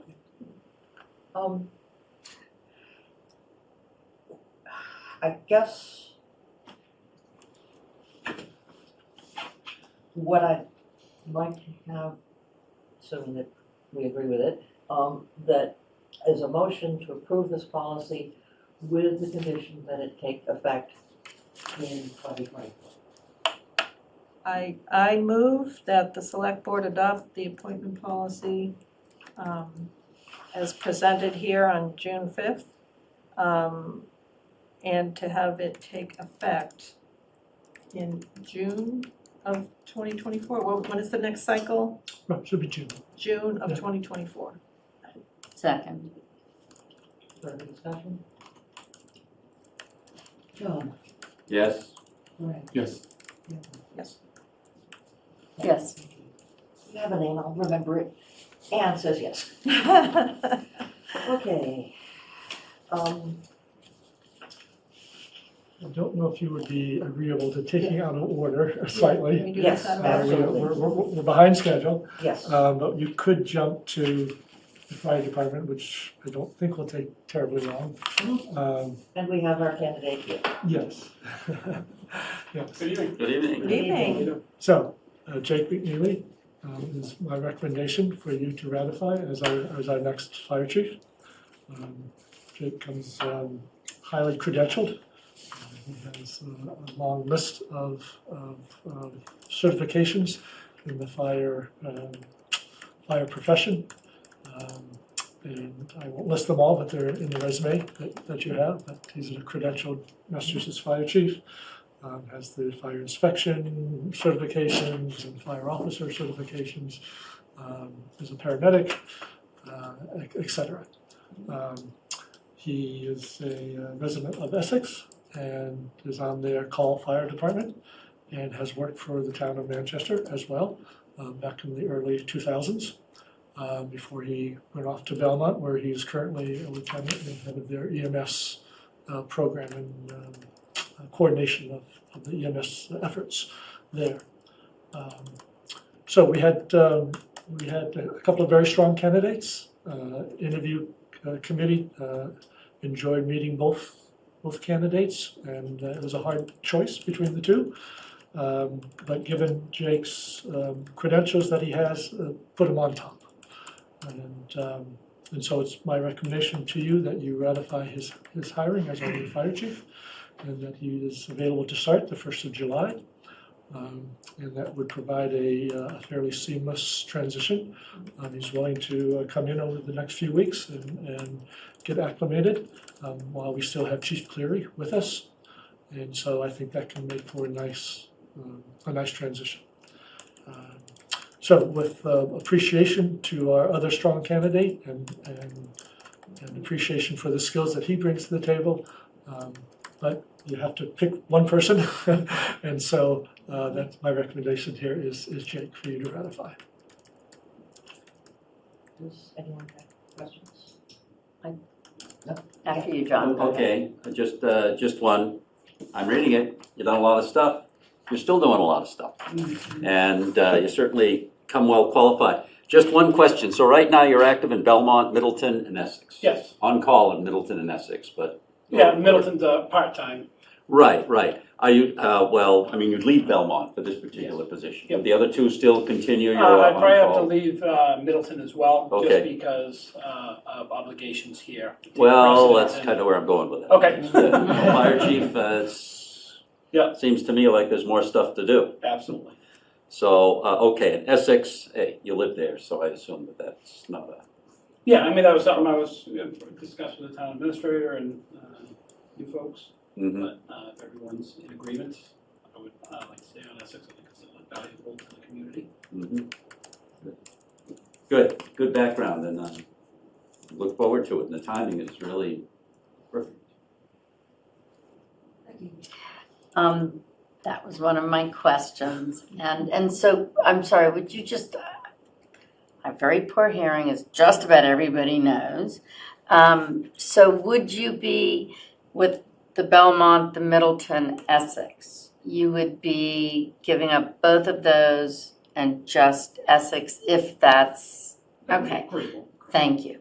I just wanted to clarify that. The other was, just this is, so this fire chief position includes being one of the firefighters on duty, right? And So we call it a working chief. a working chief, and It's not just an administrative role. right, okay, I just wanted to clarify that, and great Which I to think, have, I think he looks forward to, actually. Yes. To that point, he made it quite clear that he wanted to be a working chief. Yes, Absolutely. I think it's very important in a community makeup like this that, for multiple reasons, that you're a working chief, being out in the public and assisting in being power issues. I think we'd be fortunate to get you back in town here after a hiatus. Thank you, Chief. Maybe.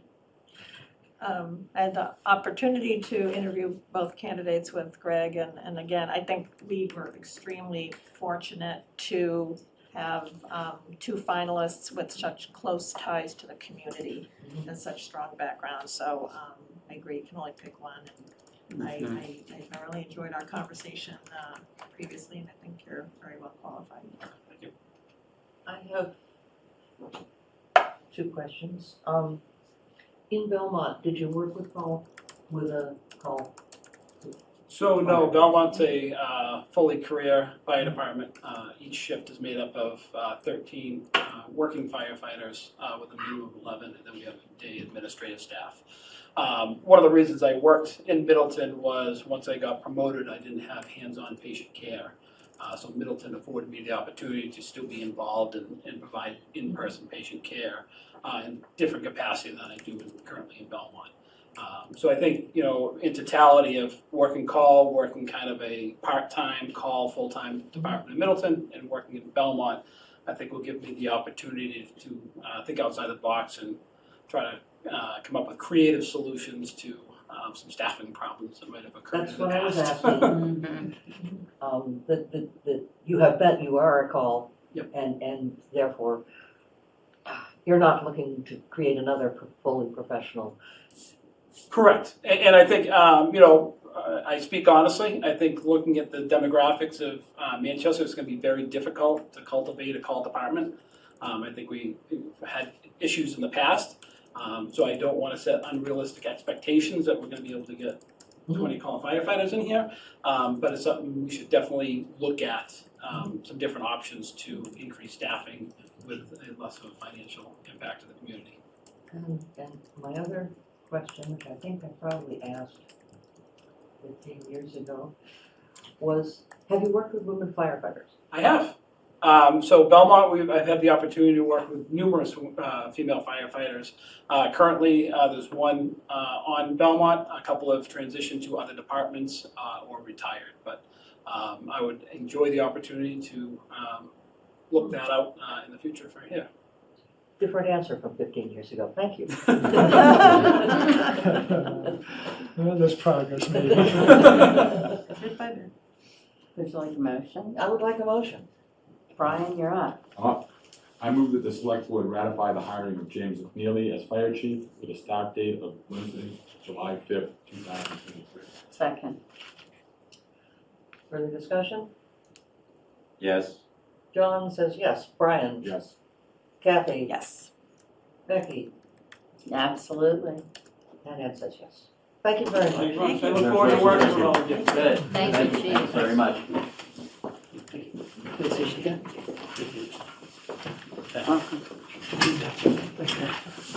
I think you really saved my Thank life you. a few years ago, actually, so, Here's the problem. yeah, I know, sorry.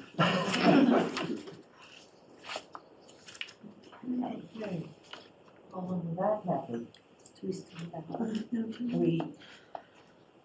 We have the special town meeting. And Mary? So, it's a busy couple of weeks coming up, couple of three and a half weeks or so. So I'm suggesting we aim for June 28th, which is a Wednesday, for a special town meeting.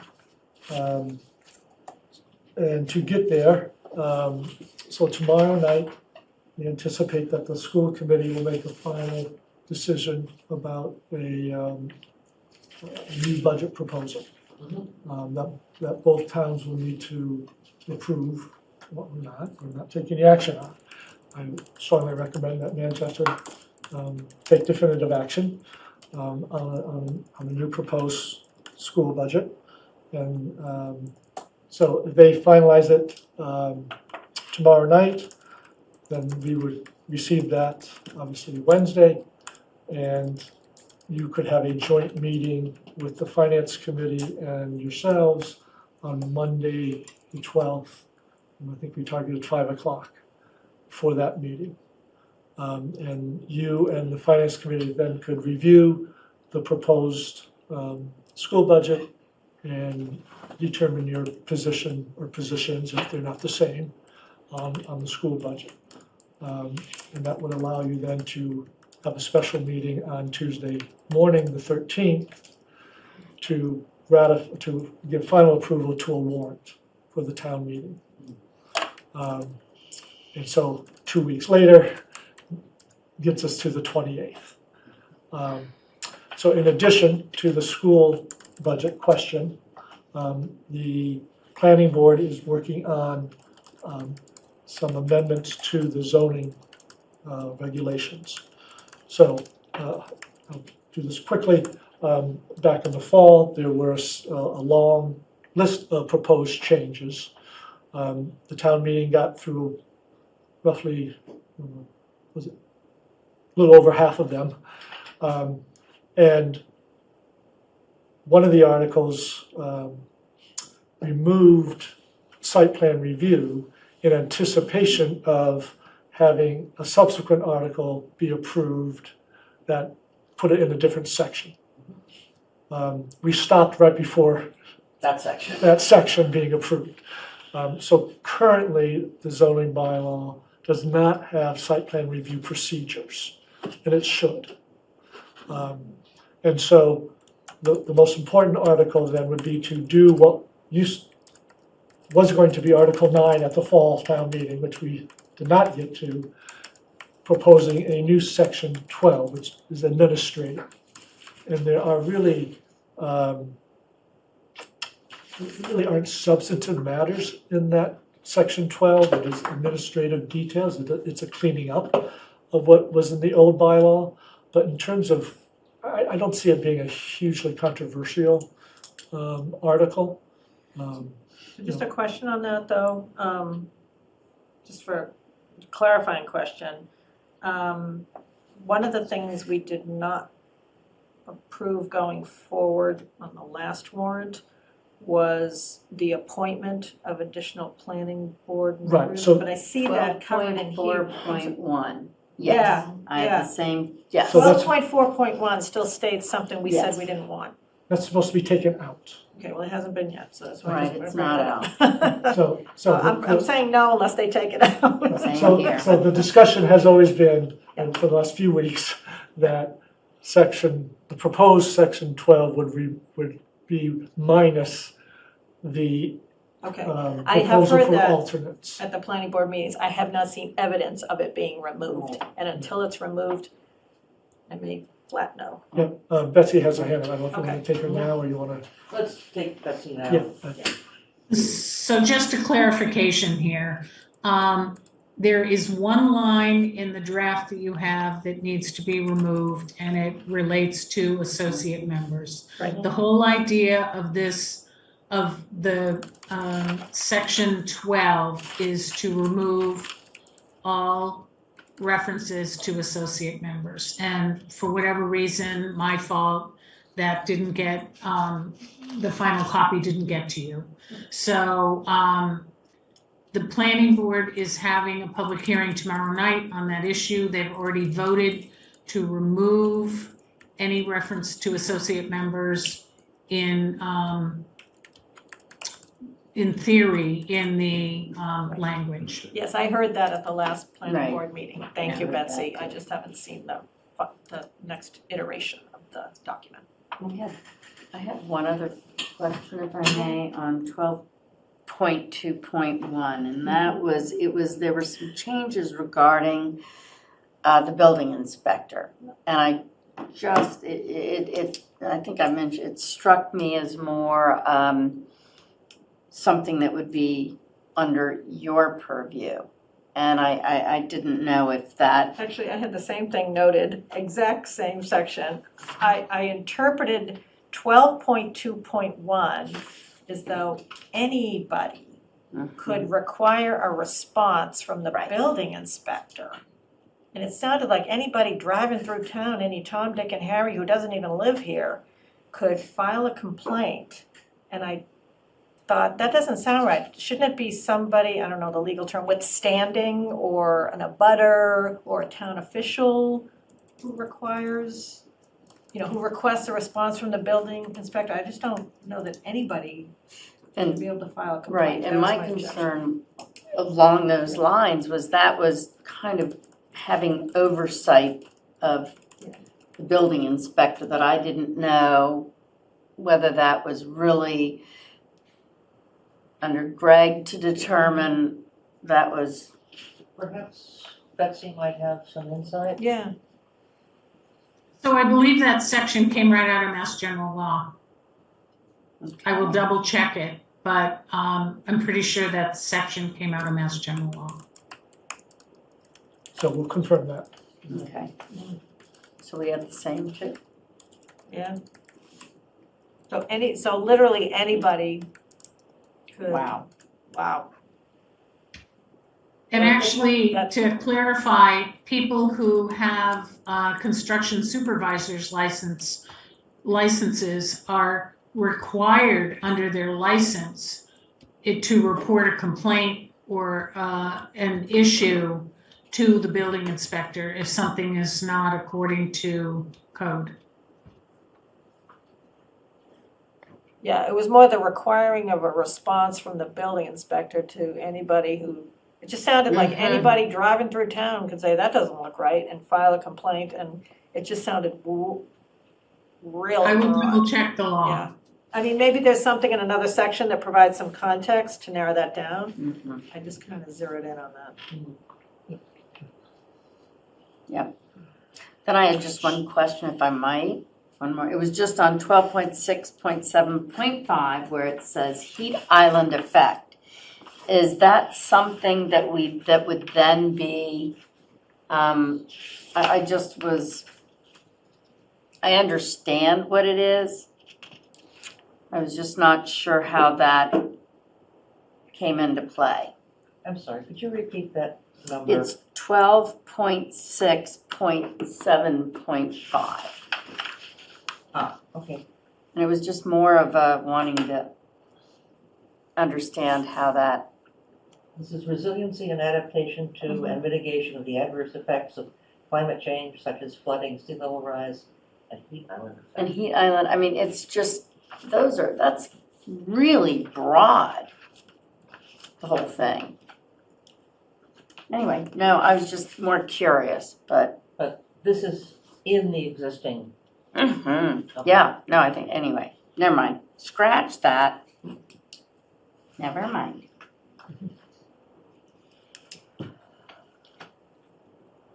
So the main proposal is to adopt a new section 12. In addition, depending on final judgment call from legal counsel, we may seek sort of blanket authority to correct cross-reference errors, Scrivener errors that are found. We've done that in the past, and the submittals to the AGs have included that, but often the response back from the AG's office didn't specifically cite that authority. So counsel is trying to confer with the AG's office to see if it's in our best interest to just revoke that authority. And again, it's not substantive, it's just making sure that the document is accurate and reading correctly in terms of those cross-references. And then a potential third zoning article is if section 12 were not approved, so that site plan review was put back in, there could be a third article that says if the article adopting section 12 fails, will the town approve to reinsert section, I think it's 6.5, which is the site plan review process only, without the rest of section 12. Isn't the rest of it really just tidying up? It is, I mean, it's it is. just, Again, I'm not anticipating Yeah. that there would be a rejection of amending section 12, but just as a safeguard, fallback position, at a minimum, we really need to make sure we have site plan review back in the bylaw. So the three are, the first, a new section 12. New section 12, If that fails, a new section, replacing section 6.5. putting back section 6.5 back into the bylaw. And that will be passed over if section 12 is accepted. Correct. And then we have a whole bunch of Scrivener's errors. Are we going to cross-references, Scribner errors. Are we going to present them to the voters, or are we asking for general permission? I think we're asking for general permission. Do I have that right, Betsy? What was the question? The question is, Article blank, to see if we will correct Scribner's errors. And then there's a whole section of where the Scribner's errors are and what they are. Is the intention to put the document that has 2 columns showing where there are inappropriate cross-references? Is the intention to show all of the inappropriate cross-references to the voters, or can we just ask for permission from the legislature to fix them? My understanding from Jonathan Murray is that he felt they needed to go to a town meeting vote. And he was going to check with the AG's office, but I haven't heard anything that says otherwise, that we have to go to town meeting for a vote. Those Scribner's errors and lack of cross-referencing came as a result of the fall 2021 town meeting, where there were a whole lot of number changes and nobody went back to look at the bylaw to make sure all the references were done. But it's your expectation that we will need something on the warrant that lists each of these errors and List them or just says? That's my question is. Right, so Betsy, do we need to actually list all of the corrections, or can we just have a blanket of authorization to make cross-reference corrections and Scribner error corrections? I would advise to do what the article states, because we've gone through it. Basically, Sarah Creighton, Jonathan Murray, and I have gone through it. There may be more that we didn't pick up, but those are the ones that we've corrected right now. And hopefully, when a new article gets put in, it will be checked for references so we don't end up with this situation again. But the intention is to correct certain Scribner's errors as indicated below by deleting the strike through and, okay. Question, when, for this, if section 12 is not voted in, you said section 6.5, which is just the site review. Is 6.5 the actual number that we want here, or is because of the repagination that 6.5 was a historical number, and now you've got to assign yet another number to that? No, 6.5 is the accurate number. That is an accurate number. Okay, good. Yes, I double checked it this morning. Just wanted to make sure. So that's sort of the second set of articles. So then a third set of possible articles, twofold. One, do you want to seek voter approval to proceed with the purchase of a new fire apparatus, specifically a ladder truck? So that's question one. And then question two would be, the budget always assumed just a 2.5% wage increases for the different unions and staff. So we're not done with contract negotiations for everybody, but the two that are completed, one has a 3 and the other has a 3.5. I think we should discuss those separately, the fire truck and the wages. No, there would be two different articles. Oh, I understand, but even here. Yes, I agree. So I'm just laying out the so two, there's the potential for two money-related articles. So I'd like to hear people's thoughts on buying a fire truck, replacing the ladder truck. Well, I was pretty set against it. Just, for a variety of different reasons, but the interview process that we had with the two chief candidates, they were both in agreement that we needed, the town should have a ladder truck. Who might argue with two fire chiefs, and a third actually, so I would support a new ladder truck. I'd like to see if we could find one a little cheaper than the 1.5, but I've come to that way of thinking at this point. Myself as well, for two reasons. One, it's about planning for the future, not based on what we have now. But, you know, you add cell signaling, if Shingle Hill got built, I mean, you need a ladder truck. And then how fire chiefs explain that they use it for other rescue opportunities on the Rocky Coast, you know, it's not just for fires. It's for cats and trees. It's for people Although off a big ledge tree. or over the bay. That kind of, and Jake actually explained how they used it in Boardman's, was it Boardman Street? Yeah, so yeah, so I agree with Brian, though. I definitely don't think we need a new one. If we could find a demo or something. And actually, to that point, even that Jake, that was the first comment, was we don't really need a new one. Right, we don't need a new one, but I think we need one. We need one that passes inspection.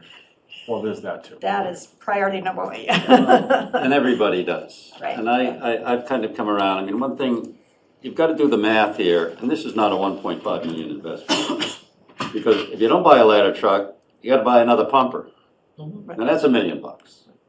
So really, it's a $500,000 decision, or something like that, unless the price, well, as we sit here, the price has just gone up another 50,000 probably. It's probably more than that, at least for a new one, but if we can get one less expensive. It just does not involve as much money as when you look at it on the face value. That's what it is, because we do need another firefighting vehicle of some sort. We can't sit here with just one pumper and that's it. So. And we have room in the bays to house this? Do we have the people to person it, as opposed to man it, I guess, but staff it. Thank you. Do we have the people to staff it? That's another question. My understanding Well, was so when you go to 16, you'll have okay. four on a lot of the times, not all the time, but. And we have a working chief. Right. Who's gonna get on the truck? Someone's gonna try to think. And my understanding is that with a ladder, it almost replaces some personnel because of the flexibility and versatility of a ladder, that, you know, you don't need two people holding a ladder to climb or however it works. So we do have that advantage as well. All right, how would we figure out what dollar amount we would want to put in for this? I realize we don't have to make that decision with the warrant, but sooner or later. But, I mean, it would be an amount not to exceed. Yes. With the hopes that you find something Available used sooner. or demo, et cetera. I guess my feeling is, though, that you should sort of prepare for the worst and hope for the best in terms of the funding authority. So, Obviously, this is a question that's going to have to come up in front of the finance committee. right, so let me try to get some better figures in the next week. Because my understanding was some of the companies would give you a pretty significant discount if you paid cash. And we're in a position to do that. We also authorized the sale of other things to offset the cost. And to put those dollars towards the purchase, yes. Yes. Sarah Melish? We had appropriated 400,000 for an ambulance. We need to pull that back somehow to pay for the ladder truck. Not sure the mechanics of it, but. Yes. Yeah, absolutely.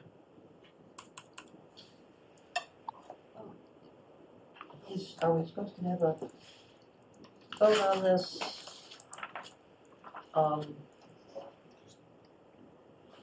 We don't need to make a final decision, it says, until the special meeting on the 13th. Right, but if I'm seeing a nodding of heads, that's helpful, but if you want to take a Yeah. vote that proceed with an article, I would look for a motion to proceed with an article to replace the ladder truck. So moved. Second. Discussion. Becky? Yes. Kathy? Yes. Brian? Yes. John? Yes. And I say yes. Okay. Clarifying question on the proposed meeting for the 13th.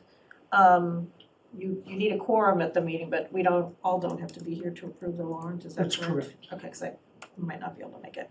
Okay, do we all need to sign the actual warrant? Like, do you need me to come in later in the day? I just can't. it's not essential, I just need a majority on the Okay. warrant. Okay, thank you. So, I can be here on the 12th, I'm not, 13th, I'm not. we needed that afternoon to post. I'll try to be.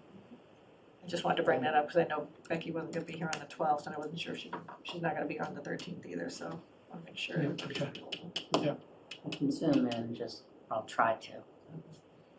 And the second question we had was whether we should put a money article on to support the contracts that have been signed or all or estimated. It'd be the estimated, all of them, assuming that they're gonna be in similar range, which is what I would expect. So a couple of options here. Those additional dollars could come out of the reserve monies that the finance committee has. I don't love starting a year off by taking a pretty big hit on the reserve, but it is an option. It wouldn't actually hit the reserves until later in the year. And if we had a particular problem, we could, we'd have to take it out of reserves at the beginning, but you could always replenish the reserves at the annual town meeting if things had gone south on us. If there was some other big surprise during the year in terms of expense. So one option is to just use reserves now and don't have a vote. Alternatively, you could do a supplemental appropriation now and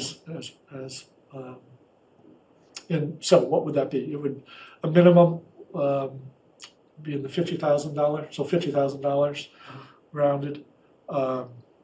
If you wanted to pursue some additional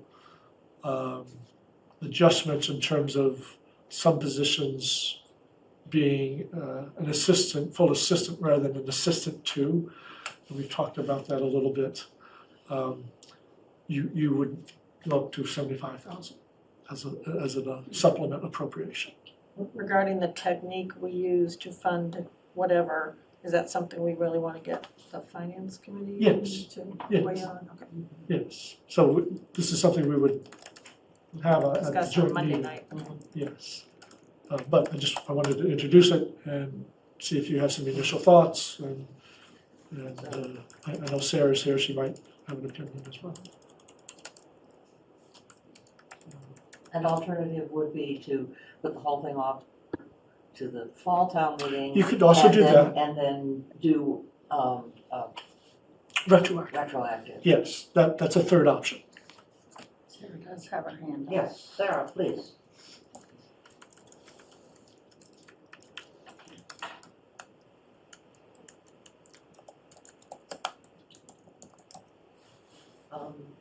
We're not hearing you. No, she goes. Oh, can you hear me now? Yes. Oh, so the finance committee has a meeting on 6/20 where we can take this up, whatever you want us to take up. Well, we're gonna need to do it sooner, Sarah, because of the warrant, so we're hoping to do it at the joint meeting on the 12th. Oh, okay, somebody's gonna need to add that to the agenda.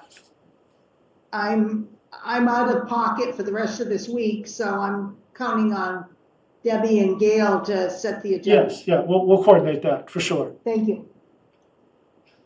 Okay, that would apply to the fire engine as well. Right, right. So these two questions you would want to talk through with the finance committee, for sure.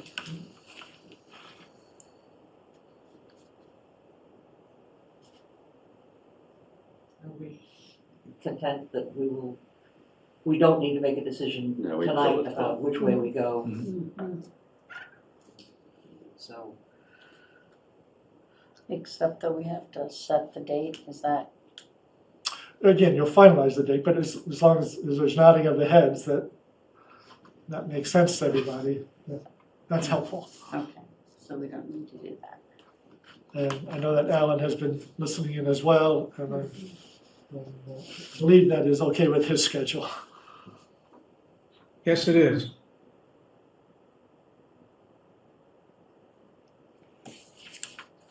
Okay. Is there anything else on the special town meeting that we need to consider? Those are the items I wanted to cover.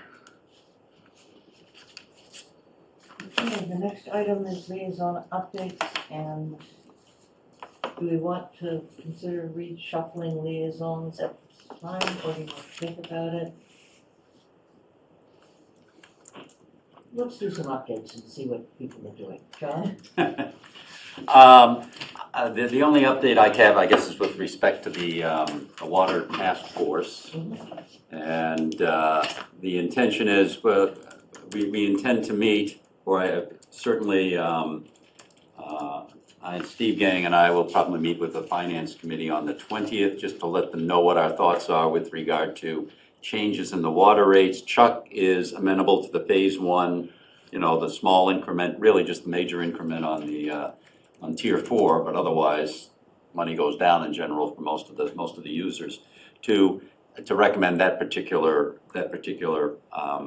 phase 1 for effect on July 1st. And I believe, Greg, that we, at our next meeting, will we go over the water rates? Because they go in Yes, effect July 1. When is that?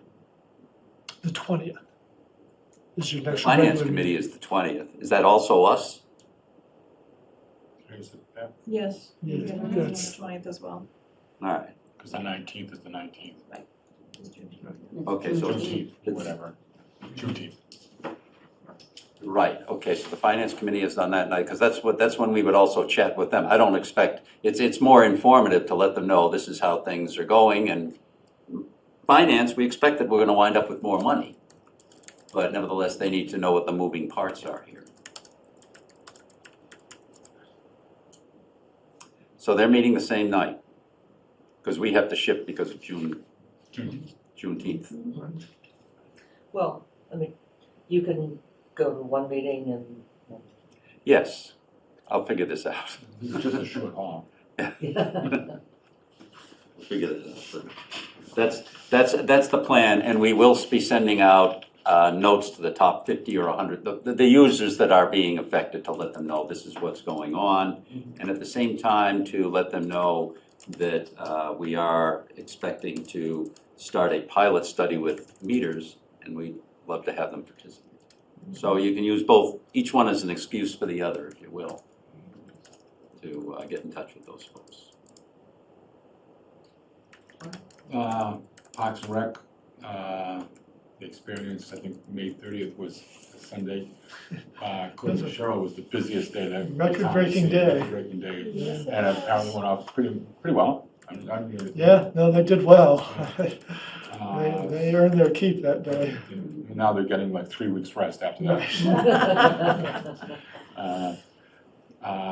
The other major issue is still the ongoing pickleball course. The sound attenuation. I think there were a couple other letters that came, or emails that came in from another neighbor. Now over Memorial Day weekend, I drove past that at least a half a dozen times. Maybe it was too hot for people to be out there, but on the cooler weather, it wasn't used. It was not being used to its fullest on that weekend. I'm not here during the day or during the week, but we're still waiting for a proposal from a vendor to come up with some different techniques for sound attenuation, and that's an ongoing process.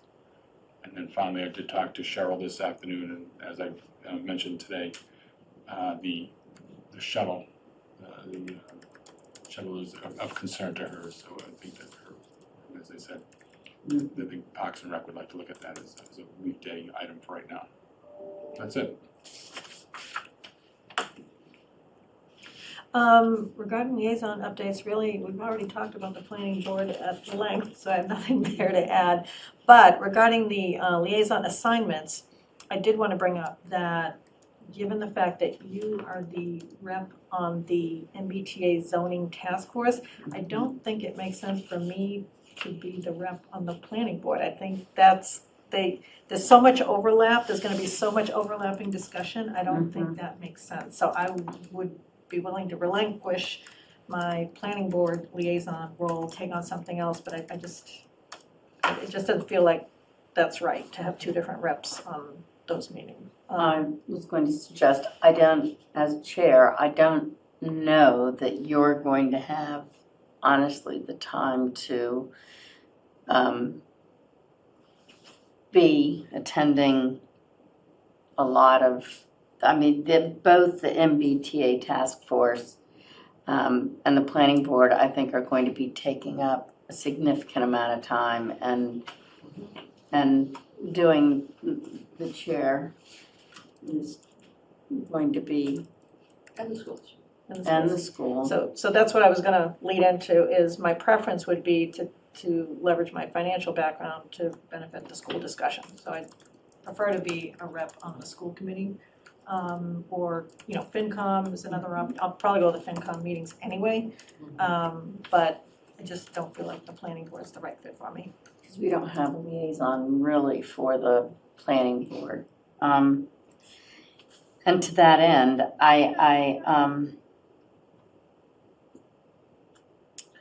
Would somebody like to take my place on the MBTA zoning? Because I do not want to give up the schools. Okay. I have lots of experience with the schools and Kathy, would you want to take up MBTA as well, or is that not? I'm trying to, it's not that I wouldn't do it. John was the backup, so Yeah, I well, thought that John would be, I assumed if I didn't take, John would do it. Yeah, just, I'd rather take my financial background and apply it in a way that helps the town the most. So if school's off the table, I'd like to be the liaison to FinCom or something. I will do the MBTA. Okay. Do you have time to do that? Because if you don't. Yeah, that just leaves, that leaves, it's the water is going away, okay? So I've got the DPW, got the Historic Commission. I would be interested in the seniors. Yeah. But I think you're on who's seniors, you? Yeah. Okay. However. But I can do the MBTA, I can fit that in because the water is fairly, that took time, but that's. Are you sure? going. Because I'll be your backup on that, and I Okay. can do planning board. I They have a can meeting take this over. week, don't they? I'm sorry? They have a meeting this week. Planning board meets. No, MBTA. Oh, MBTA, I don't know. I haven't- So I'll take Yes, over the planning MBTA board. meeting on Thursday? Thursday at Yeah. 6:15. Yeah.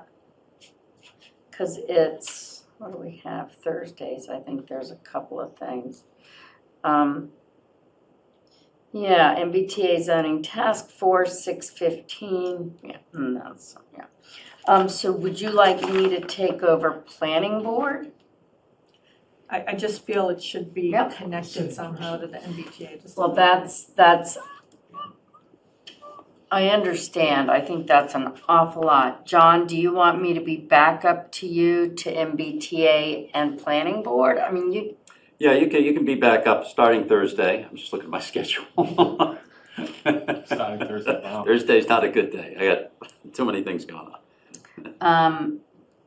Okay, yeah, and I'll do that on Thursday. That would be helpful, thank you. Okay, so I can do that. And you'll do planning board and I'll just be back up to planning board and MBTA for you? Okay. Or do you want, I know everybody's saying those should be the same, but I Yeah. don't think they need to be. If they don't need to be, then I would still like, I was looking forward to the MBTA, but I agree with you, I can't possibly do. I'll be your backup. How's that sound? So what happened? I'm out of it, you guys figure it out. We're not deciding tonight, I What thought we we're just. passing around is we need somebody to handle the planning board that, Right. and I don't think I agree with Becky that there isn't necessarily a strong tie between the planning board and there will be later, but Right. as the MBTA zoning gets started, I'm happy to pick up planning board. That's if fine. that's a good fit for you. And then I can be your backup to the MBTA. Does that make sense? Sure. Okay. I hope Debbie's keeping good track of this. Yes. I'm gonna watch the recording And after. then, do you So want John just lost MBTA and Yeah. planning board. Hey. John, do you want to pick up Council on Aging? I will. Okay. I'm also Concom, and Your Concom too? I Yep. was Concom, I Yep. have been Concom. Concom seems to be running very nicely. And, If you want me to pick that up as well. that would Okay. balance well. So that gives you DPW, Water Resource, which is Which is a Historic wishful thinking, yeah. District, Council on Aging, Concom, that's an, So let me offer a suggestion. I had offered to be the backup for DPW last time. A lot of the work we're doing with the boards and the committees and the streamlining of that, it's directly related to DPW. I could offer to take that to alleviate some of that. Well, Want to keep it? Want to keep it? well, you're doing DPW as backup to his, so. I'm just, like I said, it's just directly related to a lot of the stuff we're doing with the boards. I'm an engineer. I get I'm it. comfortable Me with too. Who wants it? I'm making notes also, I'm just curious. We lost what? Who's doing Concom? That's now on my Okay. So right now I'm COA, Concom, and DPW. DPW, and Historic, Historic, that's not a heavy lift. and I've got Board of Health, Harbor Advisory, Planning Board. I have been doing Bike Ped because that needs to be, there's a lot going on there. There's a huge amount, and I think that's part of what we need to. I'll take Bike Ped if you want. Do you want to keep that, or do you want to? No. Okay. No, happy to give that to you. I do dial into that sometimes anyway. Yeah, it's fast. I mean, they do a lot. And there are many. Okay, so I can give an update on that tonight. So I've got Planning Board, Board of Health, and Harbor Advisory, and back up to MBTA.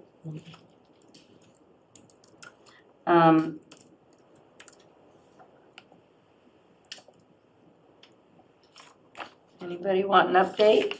Sure. Okay, on the Board of Health, update on that, their new chair, Peter Colarusso. They had 6-month review for the health director, a lot of constructive back and forth, and they need another member on there, so we need to get that in the advertised. Donna first. Hmm? What I said was Donna first. On the, There's a new opening on the Board of Board of Health. Board of Health, yeah. Yeah, Board of Health. So that's Board of Health. Next meeting is Thursday morning, I think it is. Yes. And then for the bike pad, they finished up getting their Safe Routes to School survey ready. It's going out to all the PTO parents for the bike ped to identify and address concerns.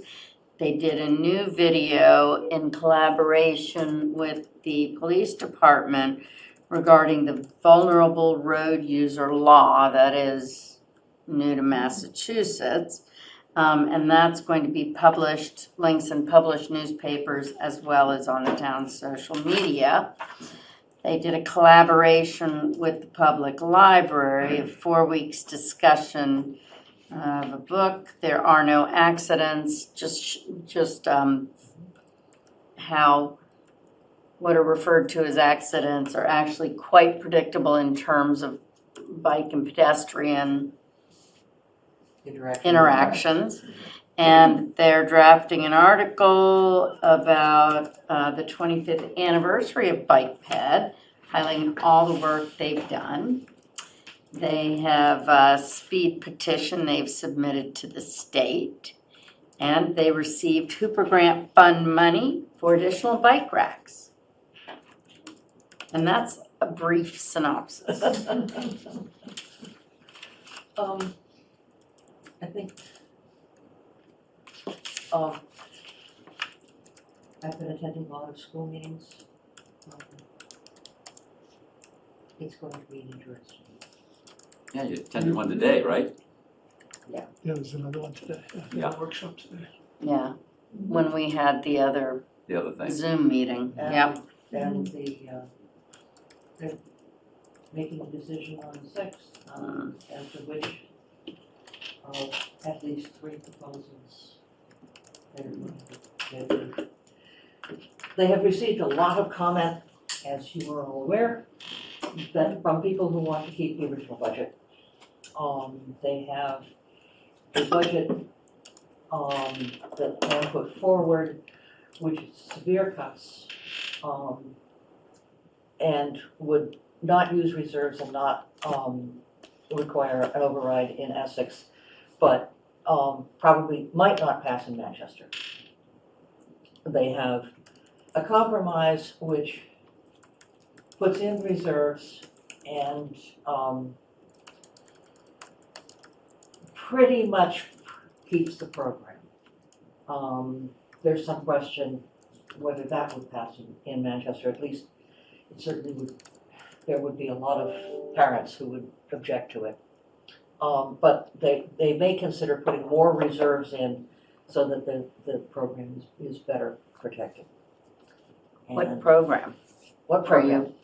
Oh, well, I'm sorry. When the schools say program, what they mean is the program of education, meaning the services provided to students, teachers, whether they continue to teach French, whether they. Did they put forth any options around taking a peek at some of the administrative positions, or did that not come up during? It did come up. Are there any administrative cuts proposed? I think that you know not. And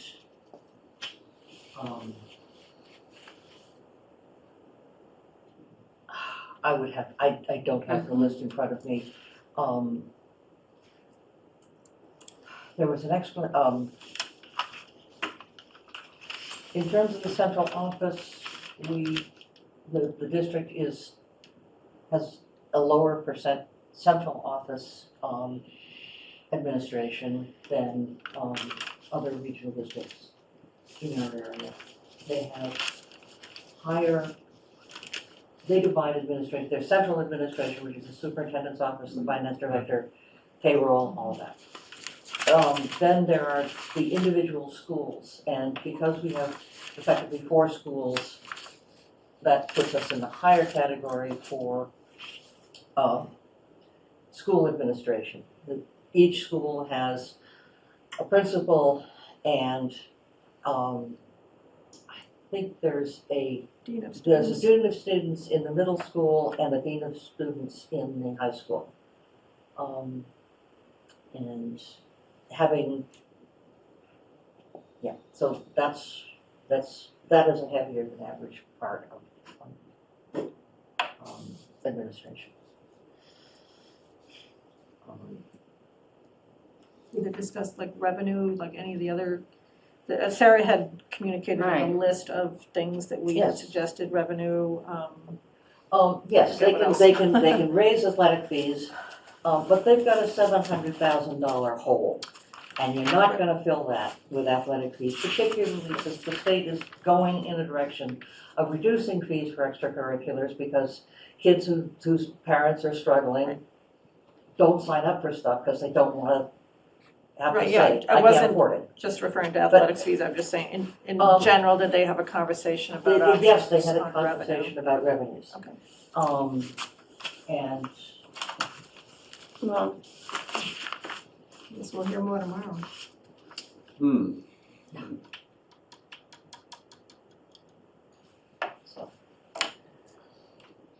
Okay, consent agenda. Is there anything you want to take out of the consent agenda? I cannot vote on May 15th meetings, Okay, the minutes. well, let's, can we have a vote to approve, the minutes of May 1st and May 15th from those who were, May 15th for those who were here? Move to approve. Motion to approve the 15th of May. Discussion. John? Yes. Brian? Yes. Kathy? Yes. Yes. Okay. The rest of the consent. Motion to approve the rest of the consent agenda excluding minutes from May 15th. Second. Discussion. John? Yes. Brian? Yes. Kathy? Yes. Becky? Yes. Okay. Town administrator's report.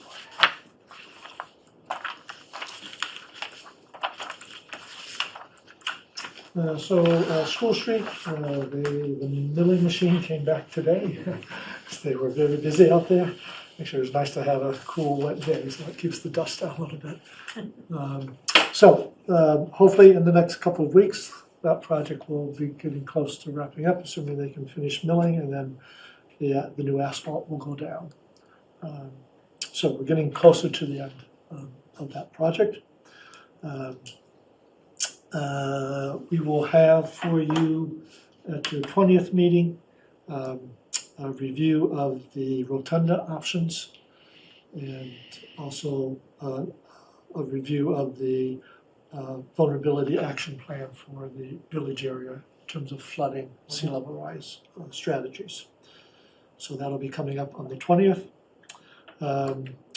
Western Woods Cleanup Day is slated for June 10th. This is being organized by METC. It'll include lands that are owned by the town, cleaning up trails, picking up trash along the trails that are out there. People are encouraged to volunteer and to do so signing up through the METC website. So that's this coming Saturday, I think 9 to 12, something like that. Sorry to say I have to work that day. I'd rather be out. Yeah, 9 to noon is the planned schedule.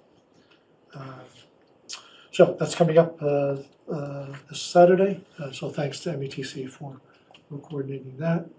And then I list a series of meeting dates. And to add to that, so just to review, so school committee meeting tomorrow night.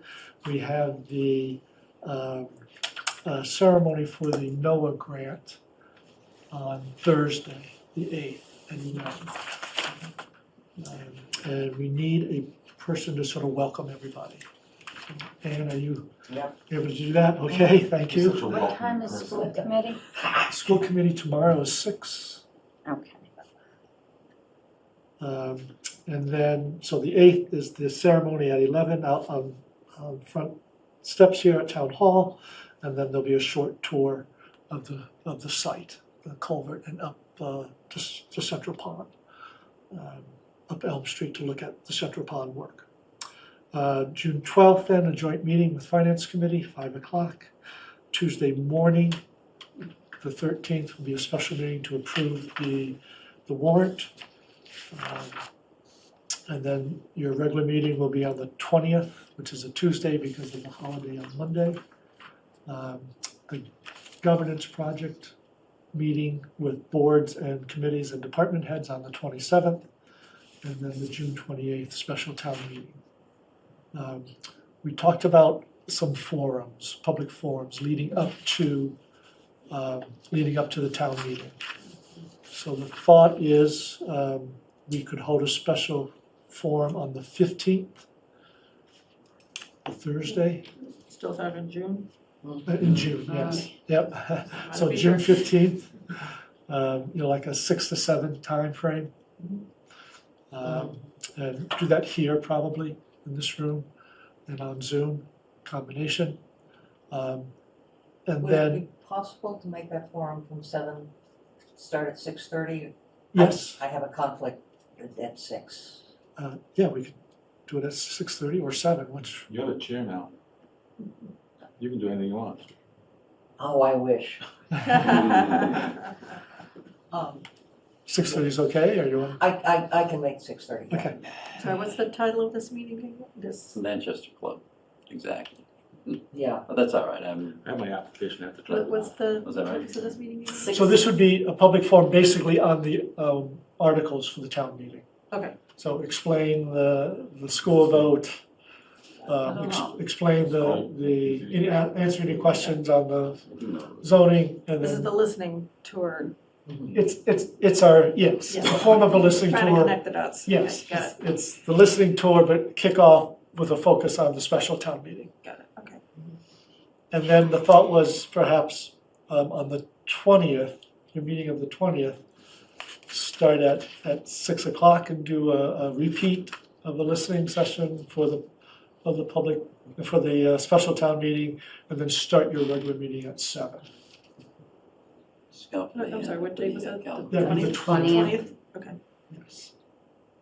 So start at 6 instead of 6:30? Right, so start at 6, do the first hour devoted basically as a Q&A for the special town meeting, and then move into your regular agenda starting at 7. So if that all makes sense, that books up your June pretty solid. Can I just ask a question about July? Is that Yes, wrong? we should talk about July. Only because July 3rd is the July first. 3rd is a tough, That's gonna be a tough one. that's gonna be a tough one. So I would suggest we don't meet then.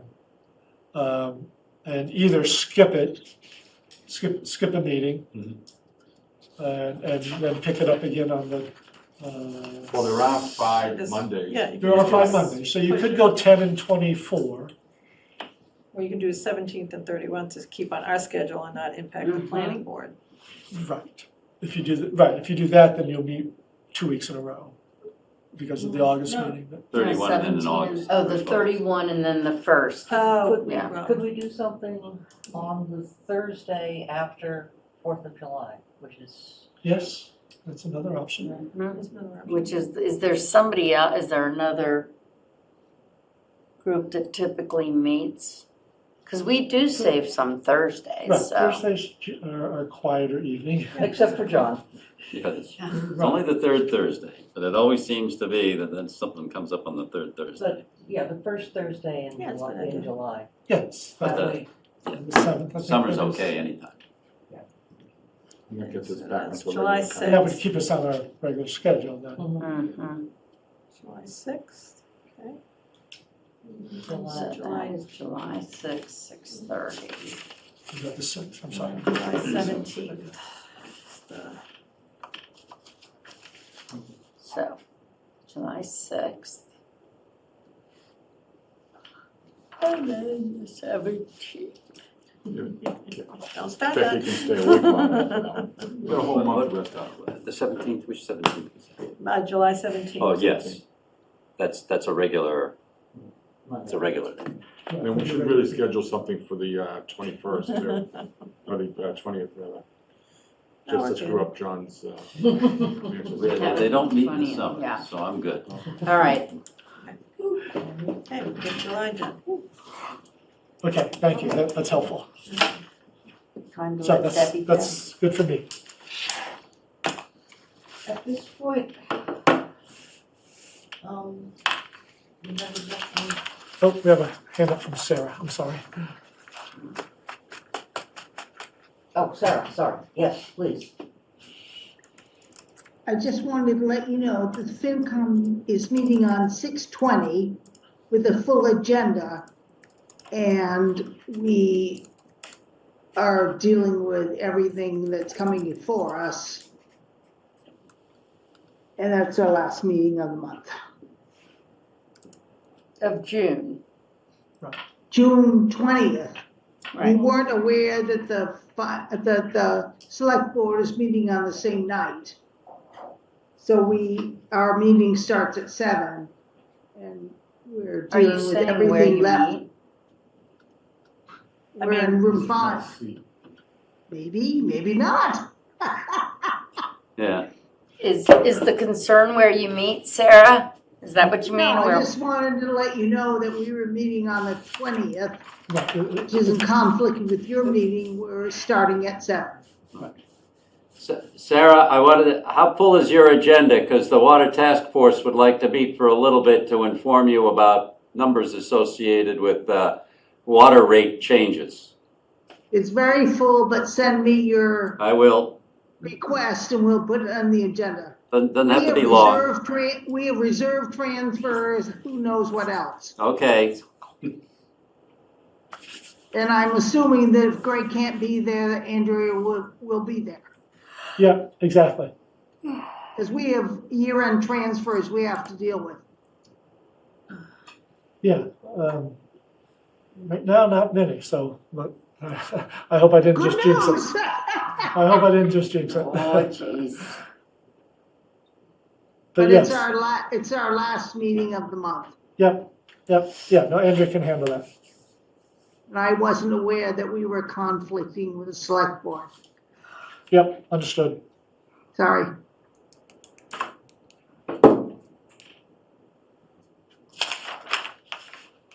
Do you want a motion? Yeah. Should we have a motion? I move the select board move into executive session for Mass General Law, Chapter 30, Section 21A3, to discuss strategy with respect to collective bargaining. If an open meeting may have detrimental effect on the bargaining position of the public body and the chair so declares, and not to return to open session.